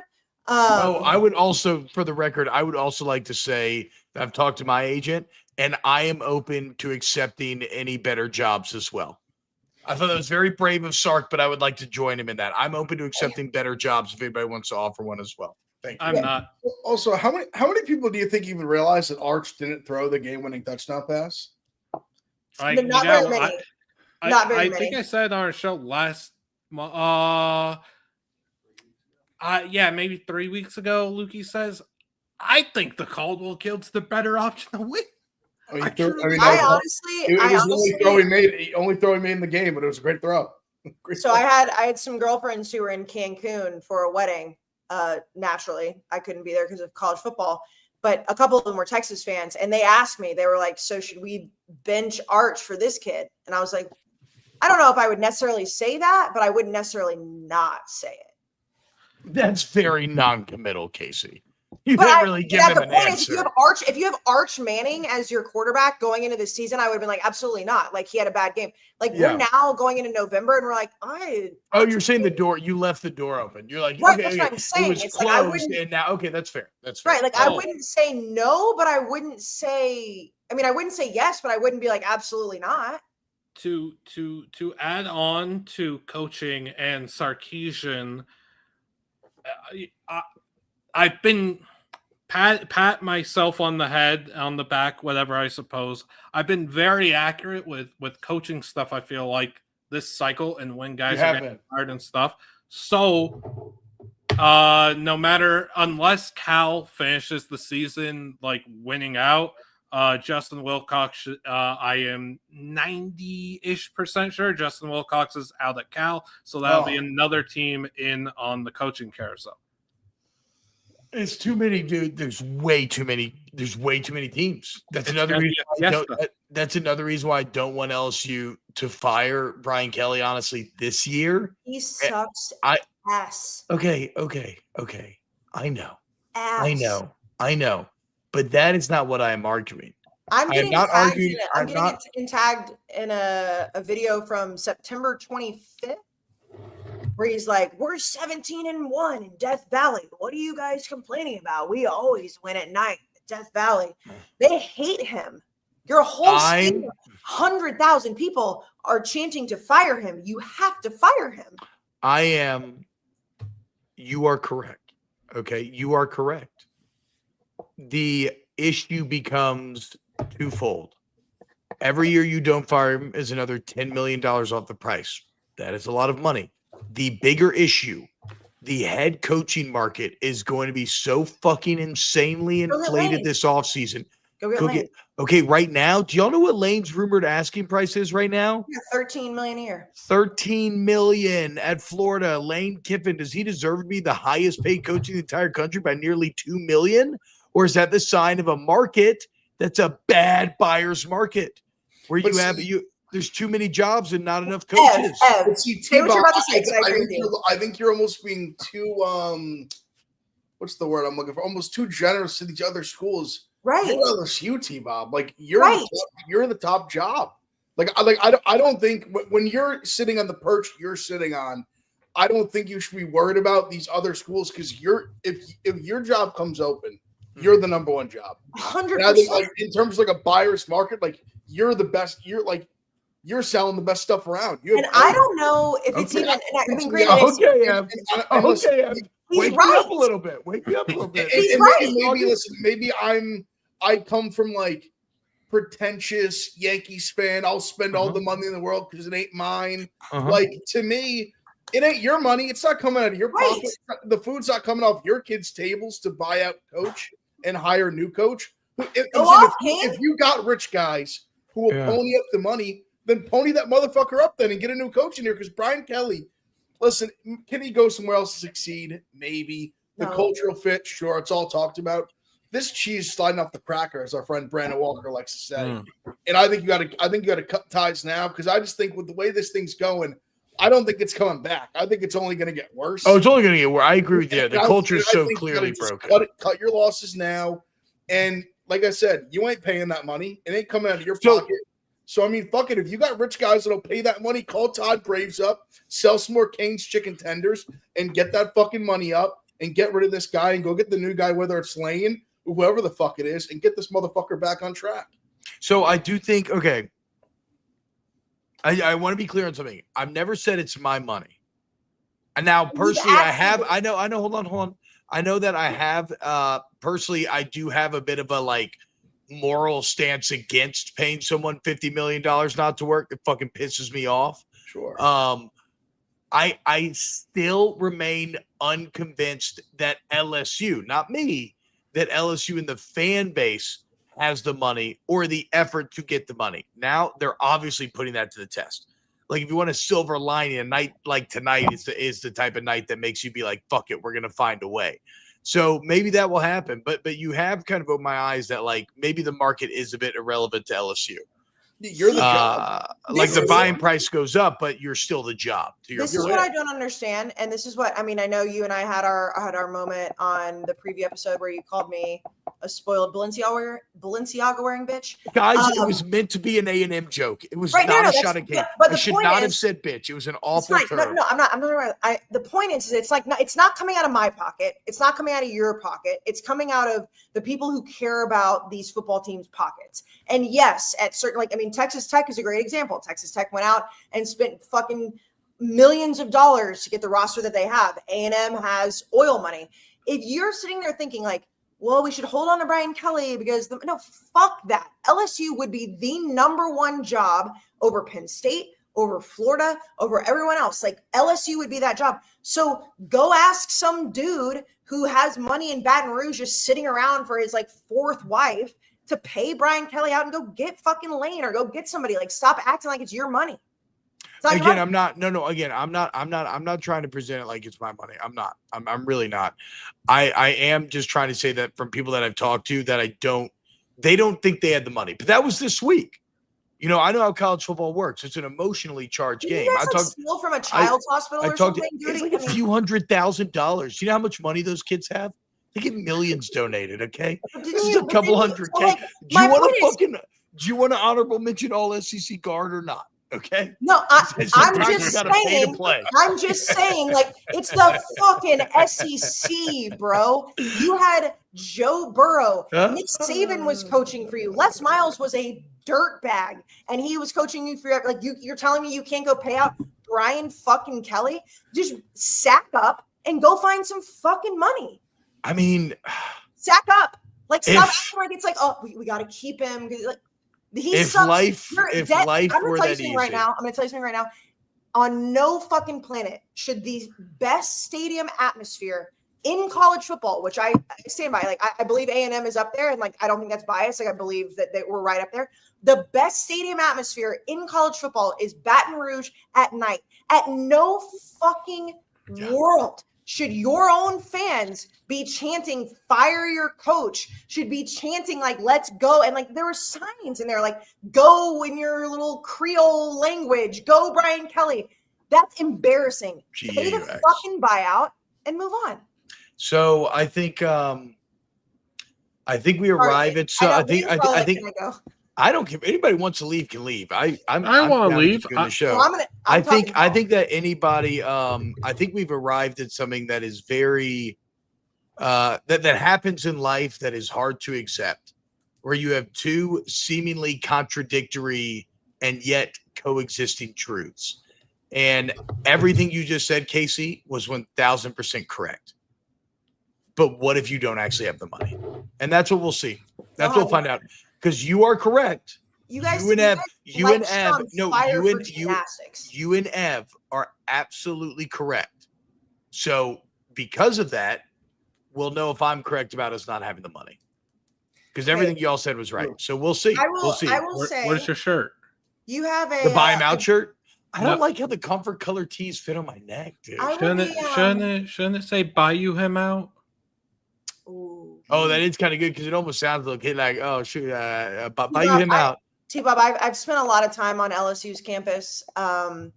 You guys have a whole ass habitat, a whole ass like zoo, San Diego zoo type habitat for a it's tiger. Beautiful. Yeah, it's $4 million. It's gorgeous. You light things on fire for your gymnastics team, and you're trying to tell me that somebody that's connected to LSU can't fire the head coach when you guys got humiliated? Look, we're getting a bit circular here in our conversation. Let's just agree to put it for rest now. Okay. For now, you and Ev are correct in everything that you said. I don't think we had the money, but I was talking to people last week. I do know that I've heard that investors and donors are leaving like rats on a ship. So that's always a sign. That's always another motivating factor where you have to come up with the money. So like, we're going to see. Brian Kelly's put it to the test right now. We're going to see. But for now, I think our conversation's kind of stalled. So fine. Okay. Side note, Liam. I know I brought up this score earlier, and Colorado is not a good football team. They're 3-4. It's the third quarter. Utah's beating them 43-0 right now. How do you feel about Utah? I know you've been big on Utah. This is why I expected Utah to do every single week, and then they did nothing for me. I don't know. I mean, Colorado has 31 total yards of offense. They have a single rushing yard. They had negative 18 yards a half. It's very annoying seeing Utah do this because, again, I thought that they'd be able to do this all season. Hey, maybe T-Bob, if they played every game at night at home, they'd have been the team I thought they were. Exactly. But they're playing this kid Bird Ficklin at quarterback, which is one of the names in football. And he's playing well. He can't really throw the ball, but their run game's been electric. Their offense line's doing work. This doesn't do anything for me because I think nothing of Colorado this year, but like good to see them do damage, I suppose. Cincinnati's going to Utah next week. That's a big one. That's a massive one. The Big 12, the end. Is it at night? What time? Not sure time. No, it's in Utah though. So massive. By the way, Liam, you're in that game. I'll be very impressed. Liam, very impressed. Your text today when you were like, if UCLA played at 2 Pacific time, we'd win, made me laugh out loud, like obnoxiously.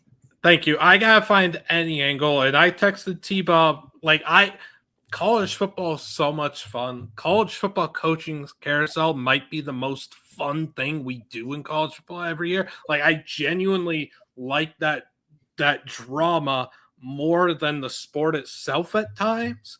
And obviously this cycle's going to be unreal. There was a name for a UCLA job today I heard float around that got me real fired up that I will not say. I won't say it on here. I will text you guys. It's a hot name. It's a hot name. I was stunned to hear the name because I didn't think it was a possibility.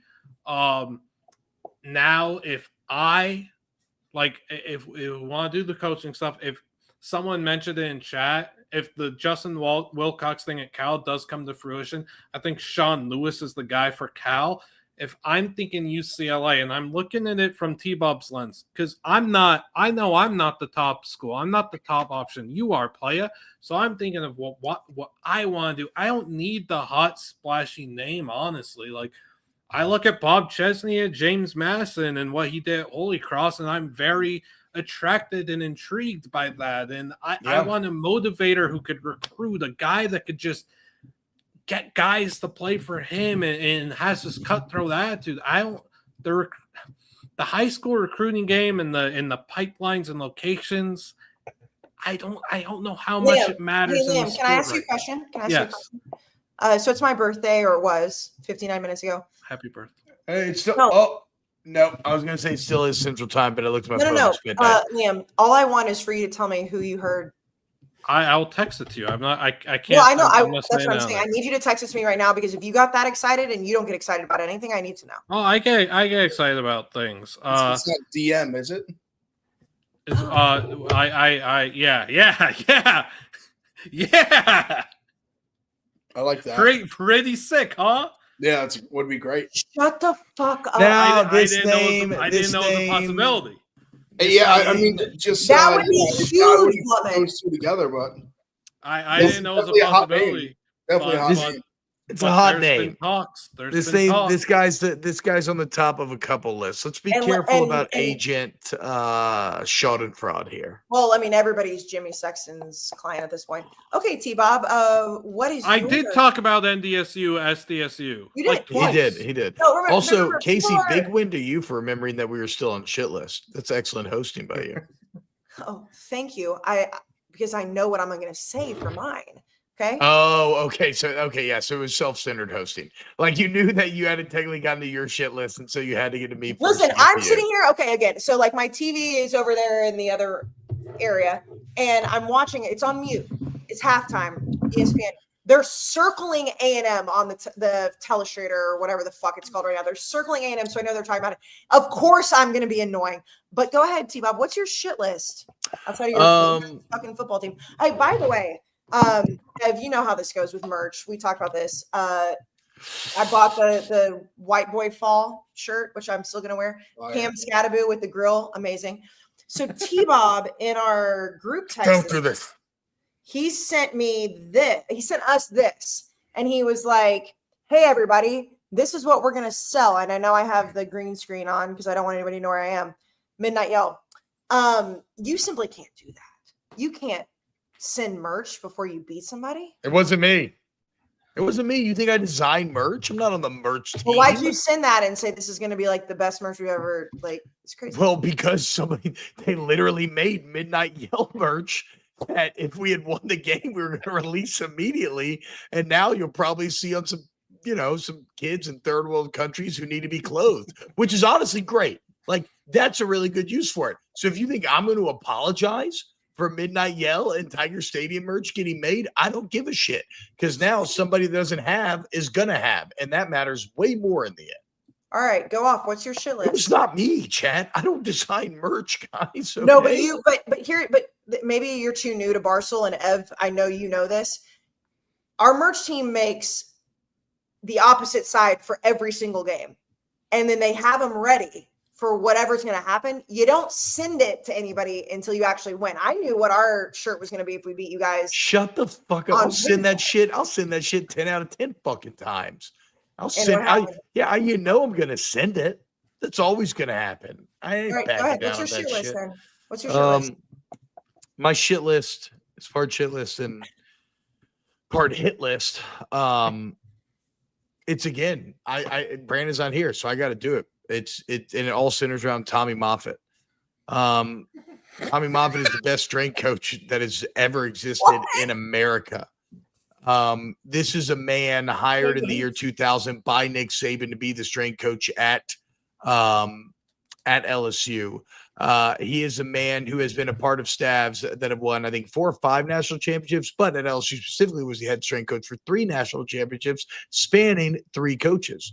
When people were wondering why LSU wasn't winning, but they were still putting more players into the NFL than any other school, that was because of Tommy Moffett. I said it for years. When you look at the golden era of LSU football, which is basically 2000 on, who was the common denominator between it all? It was Tommy Moffett.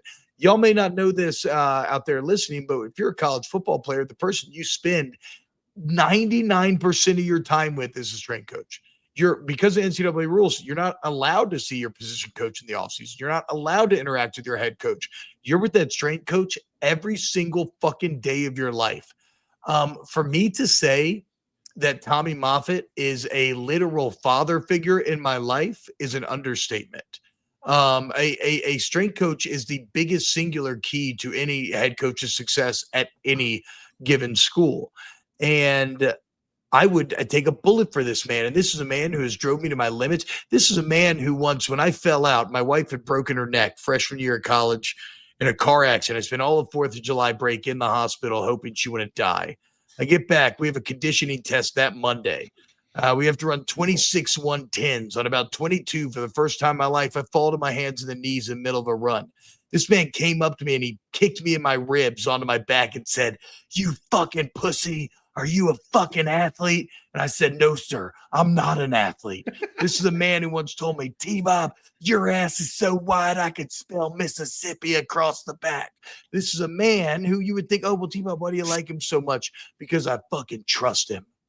Because I knew everything that motherfucker did was to make me better, even when I thought I couldn't get better. He breeds a belief in you that will blow your mind and that is unparalleled. And to watch that man be fired in the rain a few years ago by Brian Kelly after being promised by Scott Woodward that he would survive the regime change is fucking pathetic. And it took a couple of years. It took a few years, but finally, those shit chickens have come home to roost. And Tommy Moffett gets his ultimate revenge, taking the picture on the eye of the tiger in the field tonight. And people say, how disrespectful. Who do you think fucking built the eye, you fucking ignorant pricks? Oh, yeah. That man built the eye as much as anybody did. Ev, I'm going to send you a photo really quick. Billy sent this to me. You're going to love this, Tommy Moffett. This is so petty. He posted it. No, so good. He posted it publicly. He put it on Twitter. I retweeted it. Well, I know, but I don't think Ev is following Tommy Moffett. The point is, I love you, Coach Moffett. You're my favorite coach I've ever had. I've always told you that. What they did to you was wrong. And reveal here that many LSU fans will be pissed about. But I texted him earlier this week and said, I hope you beat their pussy asses because they deserve it. No, you didn't. I can show you. Yeah, it's absolutely true. I'll read the exact. I'll read the exact text right now.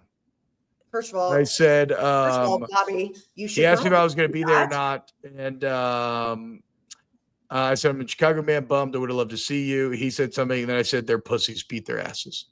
Because sometimes you get what you fucking deserve, and if you act like a bitch, you need to get beat like one. It's a non-gender specific bitch. I can't believe you did that.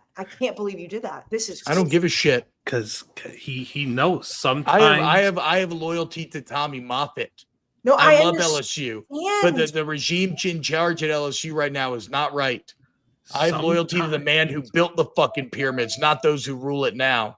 No, Ed, am I wrong? Like, that's crazy. No, it's what Paulman's about to say. Sometimes you got to take a step back to take 10 forward. Yeah. And sometimes you got to bottom out to reach the top. Okay, but then why did you act so superior to me even this morning if you already wanted us to win? Because, as we said, human beings are made up of contradictions and paradoxes, you know? All right. It's like a little dog in the house all alone. That was T-Bob wanted LSU to win. Yes. But he knew deep down they didn't have it in them. He knew deep down they were a bunch of pussies, and he knew deep down because A&M had Tommy off, they were a tougher physically and mentally more well-oiled machine due to his tutelage. I agree. I mean, I've literally just reached into my brain and pulled out my thoughts. By the way, I didn't realize for a very long time that you just aren't wearing a shirt. Like it's just you just. He doesn't like how it feels. The comfort color tees are so they're so tight. Okay, that's fine. Okay, all right. And I realize Brandon's probably been gone for like 30 minutes now. We're getting over 2 hours. We'll be back Monday night. We're getting into, I think we're a week or so away from the college football playoff rankings coming out. Week 10 this coming week. It's crazy. Like it's going by so fast. Sad. Sad. Listen, if you're still listening, if you're still watching, if you're still on the live chat, first of all, I don't see any comments because I don't fucking care. But my shit list, and if Brandon was here, it'd be much better. First of all, I've been using my son's like crayon the whole time to like nervously draw like on this. Ev, I know that you know what it feels like to be a winner. You won a national championship last year, okay? And the hat, I told you this week when I saw you in person, the hat that you wear, the Ohio State hat, it's beautiful. It fits you. Look at that. It's gorgeous. T-Bob, you guys have been very successful. Joe Burrow and the 2019 LSU team, one of the best teams I've ever seen. I always say the best college football team I've ever seen in my life outside of the early USC teams. And I guess maybe like the 1995-6 Nebraska teams. Mm-hmm. Liam, I'm sorry. I know UCLA's had some success, but like whatever. The Joey Rosen. Yeah, no, for sure. Josh Rosen. Sorry. Joey Rosen. Josh Rosen broke my heart. Joey Rosen, it's funny though. Liam, what year was that? Was it 2017 when you guys broke my heart after we were winning by like 20 points at halftime? 2016 sounds whatever, right. okay. Let me Hearing say something Joey really Rosen. My bad. I messed up, Kayce. My bad. No, Kayce. you're fine. Listen, it's 1:10 in the morning. It's been my birthday for a little bit and whatever. All of you out there that have been sitting there and you make the memes, which by the way, the meme of me on the Adam Silver gif is amazing. They're like, she's going to work A&M into every conversation. She's going to do this. If it was Ohio State, if it was LSU, if it was UCLA, and God fucking forbid if it was Mississippi State, every single goddamn week, we would be talking about it. We'd lead the fucking show with it. If Mississippi State, they were number one in the country one time in like 2014 for like 6 weeks, and we still have to hear about it. And all you bitch boys out there, A&M, we don't want to hear about it. A&M, you're going to fucking hear about it because we're 8-0.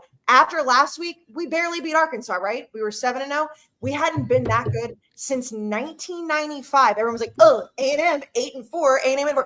Fuck all of you. And you're gonna be like, she's annoying, whether she's sober or drunk. And I don't care, because if it was T-Bob, if it was Eb, if it was Liam, if it was Brandon doing the same thing, you'd all be like, yeah, man up. It's your fucking football team. Go fuck yourself. You might think yell is weird. You might think our traditions are weird. You might think anything. I don't give a shit. I'm done apologizing. If you don't want to listen, don't fucking listen. A&M is here to stay. And if we don't win the national title, that's fine. The fact that all of you bitch boys, and it's all men, because all the women that are out there, like I had women that are LSU fans, like DMing me. I have women that are Texas fans. Like one of my good friends, it's Billy Lucci's friend, Amanda. She's like texting me like, hey, listen, like we're going to like spar back and forth about A&M in Texas, but like you guys are good. It's all the insecure men that are like, she's at College Station 5. I'm a 37-year-old mom. You think I give a fuck what you think about me in College Station?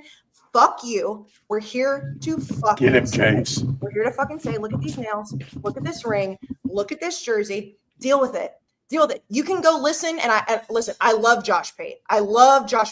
Go listen to a different show if you don't want us to be fans. If you don't want us to be fans and talk about our team, go listen to another show that's going to do X's and O's and tell you what happened in a game. We're fucking fans, and you have to deal with it, bitch. You have to fucking deal with it, okay? So cheers. I just turned 37, okay? I'm a mom. Happy 37th. And my fucking team is 8-0, and y'all can all suck my metaphorical dick. Thank you. Hell yeah. Hey, cheers, Kayce. Fuck yeah, dude. Happy birthday. 37 years old. But really though, college football's awesome. Yeah. It's And awesome. also, like, again, I love vast swaths of y'all out there listening. And there's like the vast majority is good. But there's a very loud vocal minority of some of y'all that make this just a miserable chat. Like, I mean, I don't even read it. I know, no, you don't read it. I do. Because I love chat normally. A lot of you fuckers, need Jesus. Love it all. It's all they're watching. You're still watching. Yeah, no, I was about to That's say. fair. I listen. It's made for commentary, negative, positive. It's an open discord of conversation and whatever. So I don't mind. That's fair. That's fair. I mean, I don't want anybody to be banned, but if they can talk shit, I can too. No, well, that's talking. I mean, that's what this is all about to me. Yeah, college football is the closest thing that we have in America to cults, and that's not an A&M shot. No, it's true. You're right. We're all. No, you're right. Like, yeah, we literally I'm telling you. I mean, you won a national championship at Ohio State. That had Ryan Day tomorrow could shoot someone in broad daylight, and our state would be like, "Yo, listen. We won the national championship last year." No, winning. That's so true, dude. What it's all about. You can do anything. You can do no wrong if you win, and if you lose, you can do no right. Like that's what goes on. You've been around like now that we've been on like the Big Noon kickoff tour. Like you've been around those guys now too, and they are just like appalled that we can just say what we want. They're just appalled that we can just be like, no, fuck our team or our team is great. But that's what makes, and I hate to be like, this will make Barstool so different. But it is true. And I have said, and like these bitch boy losers, because it's all the women that listen for the most part are amazing. The opposite of love is not hate, it's apathy. And every single person, the opposite of love is not hating. It's not caring. Yeah, it's like turning all it the off. ugly comments that I get on a normal basis, whether it's in DMs, whether it's the mentions that you guys think I see, I don't.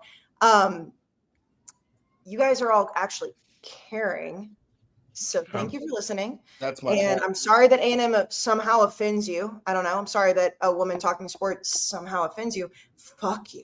We're 8-0. Again, it's when you win, Kayce. I'm telling you, and no one's rooting for you when you win. You told me this. No. Actually, I will give. Can I give? Even if the comments are personal, it's not as personal as you. There's no one wants to see you win. No one said this to me. I think it was when A&M game ever.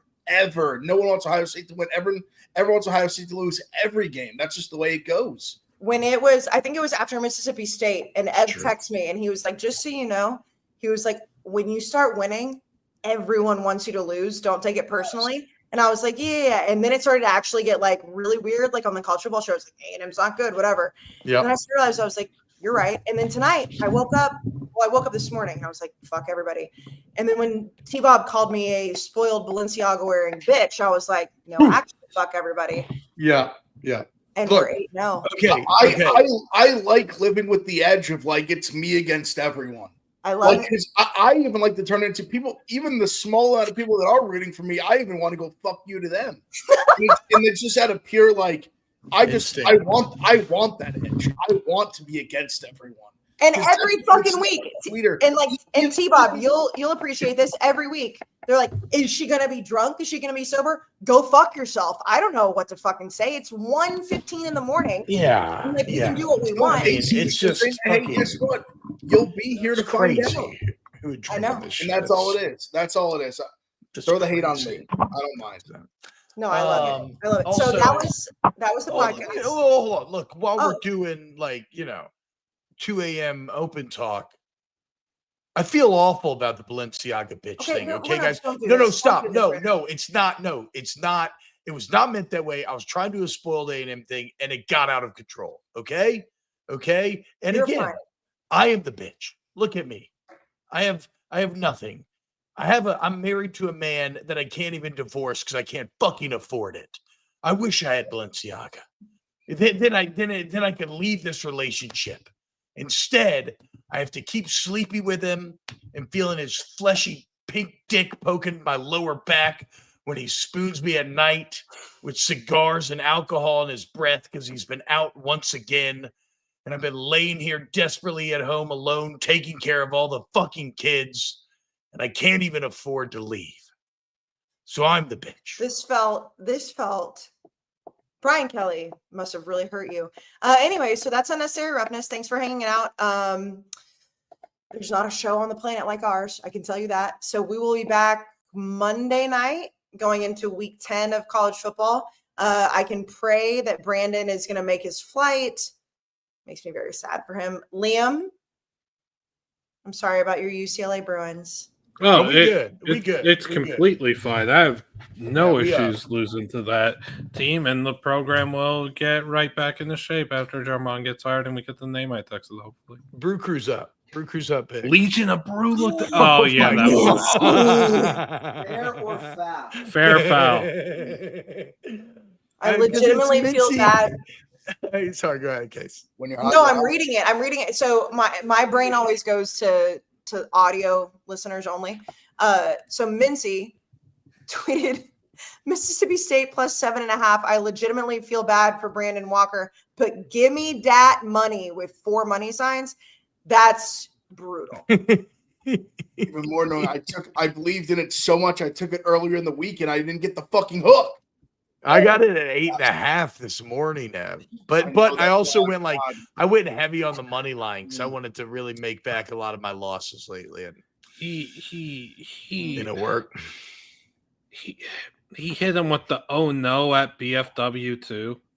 Yeah. Oh. Well, okay. To be fair, he did say he legitimately feels bad. No, he doesn't. Give me that money.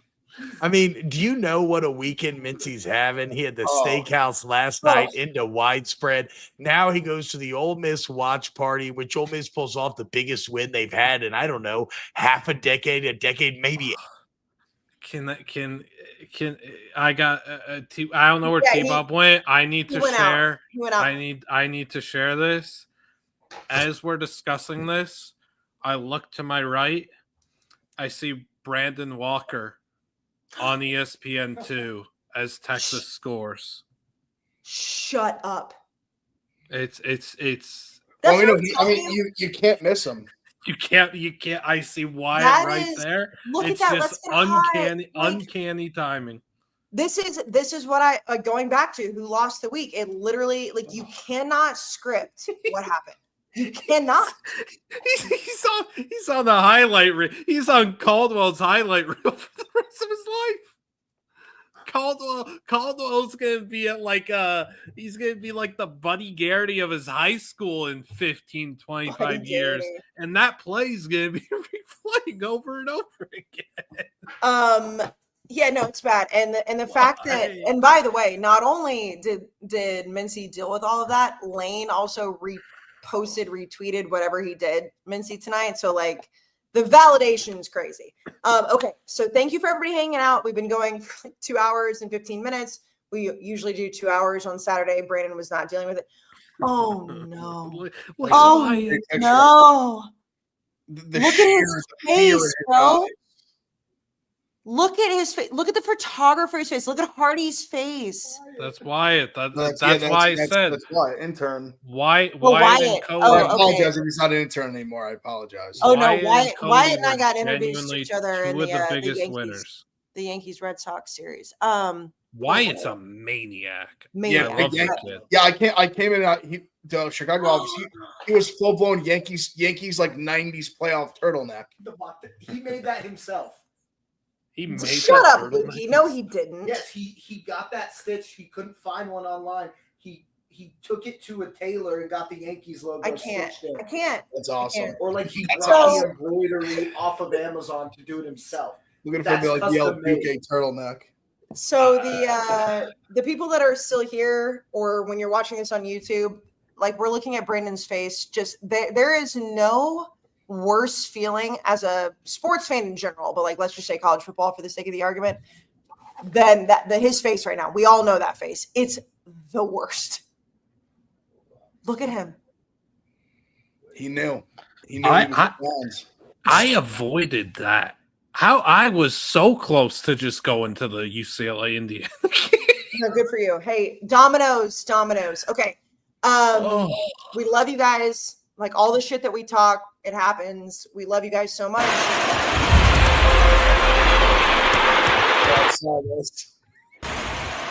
Look at him. Oh, I mean, that's obviously AI. There was one that he dragged. I saw there was one that he like drags him to the ground and rips the ball out.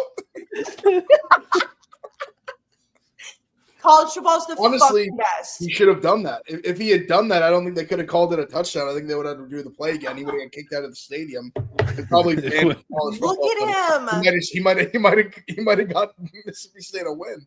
It would have all been worth it. I'm sitting. This photo. Imagine Brandon just jumped in and intercepted the pass. I think it was PFT that tweeted that. That was like, so what would that have been worth? Like, I feel like at that point you have to do it. And I can't, Liam, you'll probably remember this. What was the game? And it's been fucking years and years ago, where like a coach like went out and like not a head coach, but like a coach went out and tackled a player. Do you know what I'm talking about? Oh, that was. Why am I blanking? That you know what I'm talking about? Wasn't that Jimbo? Was it? Yeah. That was Jimbo. He like tripped, not like tackled him, but he kind of like tripped him. No, there was one where it was he like did the Friday Night Lights. No, he did. No, he did. He did kind of like. I think it was Jimbo. Were they playing Auburn? Maybe. That sounds not when he was with correct. us. Oh my God! Look at Brandon. I could find the Jimbo clip. I just gotta tweet this Colorado thing out. Also, Lukey, T-Bob wants back in. T-Bob wants back into the drunken mess. Get him here. No, there was. I don't feel like it was Jimbo. Who was it? I'm pretty sure Jimbo it was Jimbo. did do something of the. No, I mean Jimbo's a piece of shit. By the way, Brandon with his hair, like it looks so good when he's doing this. Like it's just, who's this guy behind Brandon? Who is this right here? That's Jake Mangum. He is the SEC's. Jake. Jake. He's the SEC's all-time. I knew he's the best. I feel bad for him because it was just Brandon and that singer, and Mangum got no love. But he's looking at Brandon like you're a fucking asshole. They're boys. They almost. No, I know. Brandon's. Well, okay. I'm not gonna. I think he's just stressed. I think he might have called it right, or he might have caught it right. Is an all-time, just an all-time line, all-time fucking line before it happened. Also, to Liam's point, massive shout out to Wyatt, who I believe was on the camera during that angle, and the quick zoom the quick like zoom out that he hit to get the catch was unbelievable. Look at Wyatt. His first time filming, he killed it. Oh, that was his first time filming? That's crazy. First time since he started his internship. He absolutely killed it. Or second, sorry. He did the video with you guys at the card. Yeah, but this was like live sports. Yeah, good job, Wyatt. Yeah. All right, what is this, Jimbo on the field? No, so I was there. I couldn't remember. There's a play where like a receiver is running, or whoever has the ball, I believe it was a wide receiver, was running down the field and like running all the way down the sideline, and a coach went out and tackled him. And obviously it was going to be a penalty, but that's the way that I felt like Brandon should have done. I mean, he should have broken it up. I mean, that's the one that we were talking about. That's I called against Auburn. I was right against Auburn. Yeah, against Auburn. You might be thinking of Friday Night Lights. Well, no, Friday Night Lights. The guy literally he went out and tackled. I am actually thinking about. He was going through it because his wife was dying of cancer, and they had a bad week where their school was like set on fire. So I'm thinking of Friday Night Lights. I'll be honest. Friday Night Lights. I'm just doing a little Friday Night Lights. That's on me, guys. Just a little Friday. It's my bad. Okay, so we're good now, right? We've all gotten everything out. Monday. We'll be back Monday. T-Bob is back on his phone, still without a shirt on. Liam, 46-6, your Utah Utes. Job, bloody. Big one for me today. All right, Lukey, take us down. All right, later, guys. Love y'all.